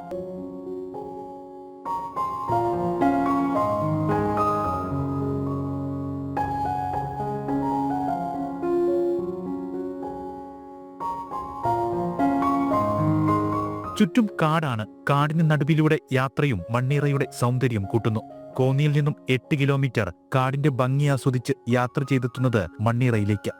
അങ്ങനെ എത്തുമ്പോൾ കാണുന്ന കാഴ്ചയോ പാറക്കുട്ടങ്ങൾക്കിടയിലൂടെ മുത്തും പവിഴവും പൊഴിയുന്നത് പോലെ മനോഹരമായ വെള്ളച്ചാട്ടവും.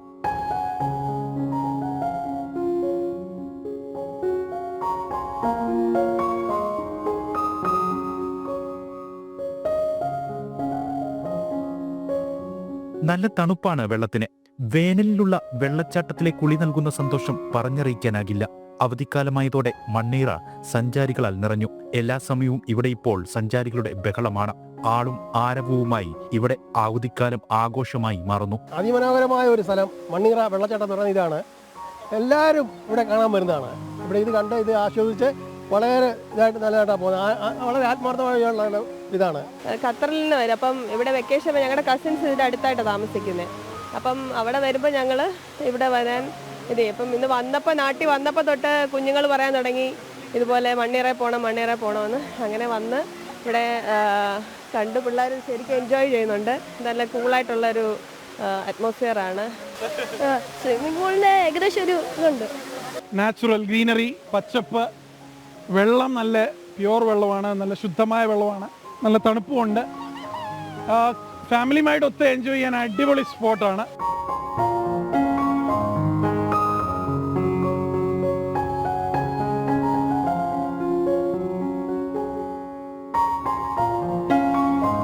വേനൽ കടുത്താലും മണ്ണീറ വെള്ളച്ചാട്ടത്തിന്റെ ഭംഗിക്ക് തെല്ലും കുറവില്ല എന്നതാണ് എടുത്തു പറയേണ്ടത്.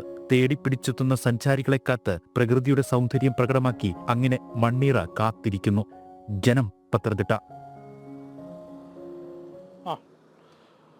ഓക്കെ, കൊച്ചിയിൽ നിന്ന് മറ്റൊരു വാർത്തയുടെ വിശദാംശങ്ങൾ കൂടി നമുക്ക് നോക്കാം. ഓപ്പറേഷൻ സിന്ദൂറിനെതിരെ വ്യാജ പ്രചാരണം നടത്തിയിട്ടുള്ള മലയാളി മാധ്യമ പ്രവർത്തകൻ റജാസ് ഷീബ സിദ്ദിഖിന്റെ വീട്ടിൽ ഇപ്പോൾ പരിശോധന നടത്തിയിട്ടുണ്ട്. പെൻഡ്രൈവും മൊബൈലും ഉൾപ്പെടെയുള്ള ഡിജിറ്റൽ ഉപകരണങ്ങൾ പിടിച്ചെടുത്തെന്നാണ് മനസ്സിലാക്കുന്നത്. ഒപ്പം ഈ വിഷയത്തിൽ ATSന്റെ ഭാഗത്തു നിന്ന് കൃത്യമായിട്ടുള്ള അന്വേഷണം നടക്കുന്നുണ്ട്. ജിജീഷ് കരുണാകരൻ ചേരുന്നുണ്ട് വിവരങ്ങളുമായി. ജിജീഷ്, റെയ്ഡിന്റെ വിശദാംശങ്ങൾ എന്തൊക്കെയാണ്? ഈ കേസ് എത്രത്തോളം ഗൗരവത്തോടു കൂടിയാണ് അന്വേഷണ ഏജൻസികൾ നോക്കിക്കാണുന്നത്? ജിജീഷ്. റജാസം സിദ്ദിഖിയെ പോലുള്ള അർബൻ മാവോയിസ്റ്റുകളുടെ പ്രവർത്തനങ്ങളെ അതീവ ഗൗരവത്തോടു കൂടി തന്നെയാണ് കേന്ദ്ര സംസ്ഥാന രഹസ്യാന്വേഷണ വിഭാഗങ്ങളും ഒപ്പം തന്നെ മറ്റ് ഇന്റലിജൻസ് സംവിധാനങ്ങളും എല്ലാം തന്നെ കാണുന്നത്. അങ്ങനെയാണ് റജാസിന്റെ കൊച്ചി എളമക്കരയിലെ വീട്ടിൽ ഇന്നലെ ATS മണിക്കൂറുകൾ നീണ്ട പരിശോധന നടത്തിയത്. ആ പരിശോധനയിൽ കണ്ടെടുത്ത ഉപകരണങ്ങൾ അല്ലെങ്കിൽ അതുമായി ബന്ധപ്പെട്ട തെളിവുകളുടെ വിവരങ്ങൾ കൂടി ഇപ്പോൾ പുറത്തു വരുന്നു. അതിൽ പ്രധാനമെന്ന് പറയുന്നത് മൊബൈൽ ഫോൺ അടക്കമുള്ള ഡിജിറ്റൽ തെളിവുകൾ അന്വേഷണ സംഘം പിടിച്ചെടുത്തിട്ടുണ്ട്. കാരണം സമൂഹ മാധ്യമങ്ങളിലൂടെയായിരുന്നു റജാസ് ഓപ്പറേഷൻ സിന്ദൂറിനെതിരെ വ്യാപകമായ പ്രചാരണങ്ങൾ നടത്തിയിരുന്നത്. പാകിസ്ഥാന് അനുകൂലമായും ഭാരതത്തിന് എതിരായുമുള്ള പ്രചാരണങ്ങളായിരുന്നു നടത്തിയിരുന്നത്. ഓപ്പറേഷൻ സിന്ദൂറിന്റെ പേരിൽ ഇത്തരത്തിലുള്ള പ്രചാരണങ്ങൾ നടത്തി എന്നത് മാത്രമല്ല, പഹൽഗാമിൽ നിരപരാധികളെ കൂട്ടക്കൊല ചെയ്ത ഭീകരവാദികളുടെ വീടുകൾ സൈന്യം അവിടെ തകർക്കപ്പെട്ടപ്പോൾ അതിനെതിരെയും പ്രതിഷേധങ്ങൾ സംഘടിപ്പിക്കാനുള്ള ആഹ്വാനങ്ങൾ നടത്തി. പല ഭാഗങ്ങളിലും ഇതിനുവേണ്ടി കൂട്ടായ്മകൾ സംഘടിപ്പിക്കാനുള്ള നീക്കങ്ങൾ അർബൻ മാവോയിസ്റ്റുകൾ നടത്തിയിരുന്നു. അത്തരത്തിലുള്ള ഒരു സംഘത്തിൽപ്പെട്ട ആളാണ് റജാസ് എന്ന വിവരവും അന്വേഷണ സംഘത്തിന് ലഭിച്ചിട്ടുണ്ട്. ഇതിന്റെ അടിസ്ഥാനത്തിലാണ് ഇന്നലെ പരിശോധനകൾ നടത്തിയതും നിർണായകമായ തെളിവുകൾ പലതും അന്വേഷണ സംഘം ശേഖരിക്കുകയും ചെയ്തത്. മാത്രമല്ല, കൂടുതൽ കൂട്ടാളികളിലേക്ക് കൂടി ഇപ്പോൾ അന്വേഷണം വ്യാപിച്ചിട്ടുണ്ട്. പ്രത്യേകിച്ച് സമാനമായ ആശയപ്രചരണം നടത്തുന്നതിന് വേണ്ടി, മാവോയിസ്റ്റ് ആശയങ്ങളുടെ പ്രചരണത്തിന് വേണ്ടി പ്രവർത്തിക്കുന്ന നിരവധി ഗ്രൂപ്പുകൾ കൊച്ചി നഗരത്തിലടക്കം നേരത്തെ തന്നെ ഉണ്ടായിരുന്നു. പല സംഭവങ്ങൾ ഉണ്ടാകുമ്പോൾ, പ്രത്യേകിച്ച് രാജ്യവിരുദ്ധ നീക്കങ്ങൾ ഏതെങ്കിലും കോണുകളിൽ നിന്ന് ഉണ്ടാകുമ്പോൾ അതിനെ പിന്തുണച്ചുകൊണ്ടുള്ള പ്രവർത്തനങ്ങളായിരുന്നു ഈ ഗ്രൂപ്പുകൾ നടത്തിയിരുന്നത് എന്ന് വ്യക്തമായിരുന്നു. ഇവരിൽ പലരും നേരത്തെ തന്നെ അന്വേഷണ സംഘത്തിന്റെ നിരീക്ഷണത്തിലുമായിരുന്നു. ഈ നിരീക്ഷണത്തിലുള്ള ആളുകളെ കേന്ദ്രീകരിച്ചാണ് പരിശോധനകൾ, അന്വേഷണങ്ങളും നടക്കുന്നത്. മാത്രമല്ല, റജാസ് നേരത്തെ തന്നെ പ്രത്യേക വാർത്താ പ്ലേയുടെ തുടക്കത്തിൽ നമ്മൾ സൂചിപ്പിച്ചതുപോലെയാണ് ഇത്തരം അതിർത്തി ഗ്രാമങ്ങളിൽ ആളുകൾ ബുദ്ധിമുട്ടുകൾ നേരിടുമ്പോഴും കേരളം പോലുള്ള രാജ്യത്തിന്റെ അങ്ങേയറ്റത്തിരുന്നു കൊണ്ട്, സുരക്ഷിതമായ ഇടങ്ങളിൽ ഇരുന്നു കൊണ്ട് രാജ്യത്തിനെതിരെ അല്ലെങ്കിൽ വിഘടനവാദ പ്രവർത്തനങ്ങളിൽ ഏർപ്പെടുന്ന നിരവധി ഗ്രൂപ്പുകൾ ഇപ്പോൾ അതിനെതിരെ അതിശക്തമായിട്ടുള്ള നടപടി കേന്ദ്ര ഏജൻസികൾ നേരിട്ട് ഇടപെട്ടുകൊണ്ട് നടത്തിവരുന്നു. അതിന്റെ ഭാഗമായി വലിയ രീതിയിലുള്ള പ്രതിരോധ സംവിധാനങ്ങൾ, അന്വേഷണം നടത്താൻ സാധിക്കുന്നുണ്ട്. ഏതായാലും ഈ ഒരു സ്പെഷ്യൽ എഡിഷന്റെ അല്ലെങ്കിൽ സ്പെഷ്യൽ ബ്രോഡ്കാസ്റ്റിന്റെ സമയം ഇവിടെ അവസാനിക്കുകയാണ്. രജൌരിയിൽ നിന്ന് ഇത്രയും നേരം നമുക്ക് പ്രേക്ഷകരിലേക്ക് ദൃശ്യങ്ങളും ലൈവ് റിപ്പോർട്ടുകളും എത്തിക്കാൻ സാധിച്ചു. എന്താണ് രജൌരിയിലെ ഈ ആളുകളോട് ഇന്നലെയും ഇന്നുമായി ഓണെയറിലും അല്ലാതെ നിരവധി ആളുകളോട് സംസാരിക്കാൻ സാധിച്ചു? അവരുടെ പ്രതികരണങ്ങളിൽ നിന്ന് നമുക്കിവിടെ നിൽക്കുമ്പോൾ ഒരു വീടുകളിൽ നിന്ന് വിളിക്കുമ്പോൾ ഭയം തോന്നുന്നില്ലേ എന്നൊരു ചോദ്യം വരുന്നുണ്ടെങ്കിലും അത്തരത്തിലൊരു മാനസികാവസ്ഥയിലാണോ പോകുന്നത്? ഒരിക്കലുമല്ല. നമുക്കിവിടെ മനസ്സിലാക്കാൻ കഴിയുന്നത് ഈ ജനങ്ങളുടെ ആ ഫൈറ്റിംഗ് സ്പിരിറ്റാണ്, ഈ ജനങ്ങളുടെ ആത്മവിശ്വാസമാണ്, ഇവരുടെ ഒരു ശുഭാപ്തി വിശ്വാസമാണ്, ഇവരുടെ ധൈര്യമാണ് ഒരുപക്ഷെ നമുക്ക് ഉത്തേജനം നൽകുന്നതും. ഒട്ടും ഭയക്കേണ്ടതില്ല എന്ന് നമുക്ക് വീടുകളിൽ നിന്ന് വിളിക്കുന്നവരോട് പോലും പറയാൻ കഴിയുന്ന രീതിയിലുള്ളൊരു കരുത്തും ആർജവും നമുക്ക് ഇവിടെ നിന്ന് ലഭിക്കുന്നു. നമ്മുടെ ക്യാമറയിൽ സംസാരിച്ചവരെക്കാൾ എത്രയോ അധികം പേരല്ലാതെ നമ്മോട് സംസാരിച്ചു. അവർ പൂർണ്ണമായും ഭാരതീയ സേനയിൽ വിശ്വാസം അർപ്പിച്ച് കാണിക്കുന്നു. അവർക്ക് ഏറ്റവും പെട്ടെന്ന് ഇവിടെ സാധാരണ നിലയിൽ അവർക്ക് അവരുടെ തൊഴിൽ ചെയ്ത് അവർക്ക് ഇവിടെ ജീവിക്കണം. ഈ മനോഹര പ്രദേശം കാണാൻ ധാരാളം ആൾക്കാർ ഇവിടെ വരണം. അങ്ങനെ വിനോദസഞ്ചാരത്തിൻ്റെ ഗുണം കൂടി ഇവിടെ ലഭിക്കണം. തികഞ്ഞ പോസിറ്റീവ് എനർജിയാണ് ഇവിടെ സംസാരിച്ചവരോട്. അത് ശരിക്കും നമുക്കൊക്കെ ഒരു ചെറിയ തിരിച്ചടി വന്നു കഴിഞ്ഞാൽ ഒരു ജീവിതം ജീവിതമേ നശിച്ചു എന്ന് കരുതുന്നവർക്കിടയിലാണ് തൊട്ടപ്പുറത്ത് ഷെല്ല് വന്ന് വീണയാൾ അടുത്തിനി അത് പെട്ടെന്ന് തിരിച്ച് കെട്ടിപ്പൊക്കി അവിടെ താമസം വീണ്ടും പുനരാരംഭിക്കാനും കച്ചവടം തുടരാനും ഉള്ള ചിന്തകളിലേക്കും പ്ലാനിങ്ങിലേക്കും അവർ കടന്നു കഴിഞ്ഞിരിക്കുകയാണ്. എന്തായാലും എല്ലാ പ്രിയപ്പെട്ട പ്രേക്ഷകർക്കും നന്ദി. ഈ പ്രത്യേക എഡിഷൻ രാജാവരിയിൽ നിന്നുള്ള വിശേഷങ്ങളും ഒപ്പം മറ്റു വാർത്തകളുമായി ചേർന്നത് ഞാൻ പ്രദീപ് പിള്ള. എനിക്ക് ജിഷ്ണു കൃഷ്ണൻ ഈ ദൃശ്യങ്ങൾ നിങ്ങളിലേക്ക് എത്തിച്ചത് ഉണ്ണി കെ വാര്യർ. ഈ സ്പെഷ്യൽ ബ്രോഡ്കാസ്റ്റ് ഇവിടെ സമാപിക്കുകയാണ്. കൂടുതൽ കാഴ്ചകൾ അതിർത്തി പ്രദേശങ്ങളിൽ നിന്ന് വീണ്ടും ജനം ടി വിയിലൂടെ കാണാൻ കഴിയും. ഇനി സ്റ്റുഡിയോയിലേക്ക് പോവുകയാണ്. അവിടെ രോഹിണി മഹേഷ് തയ്യാറാണ് ലൈവ് റിപ്പോർട്ട്സുമായി. നന്ദി, നമസ്കാരം, ജയ് ഹിന്ദ്. ജയ് ഹിന്ദ്.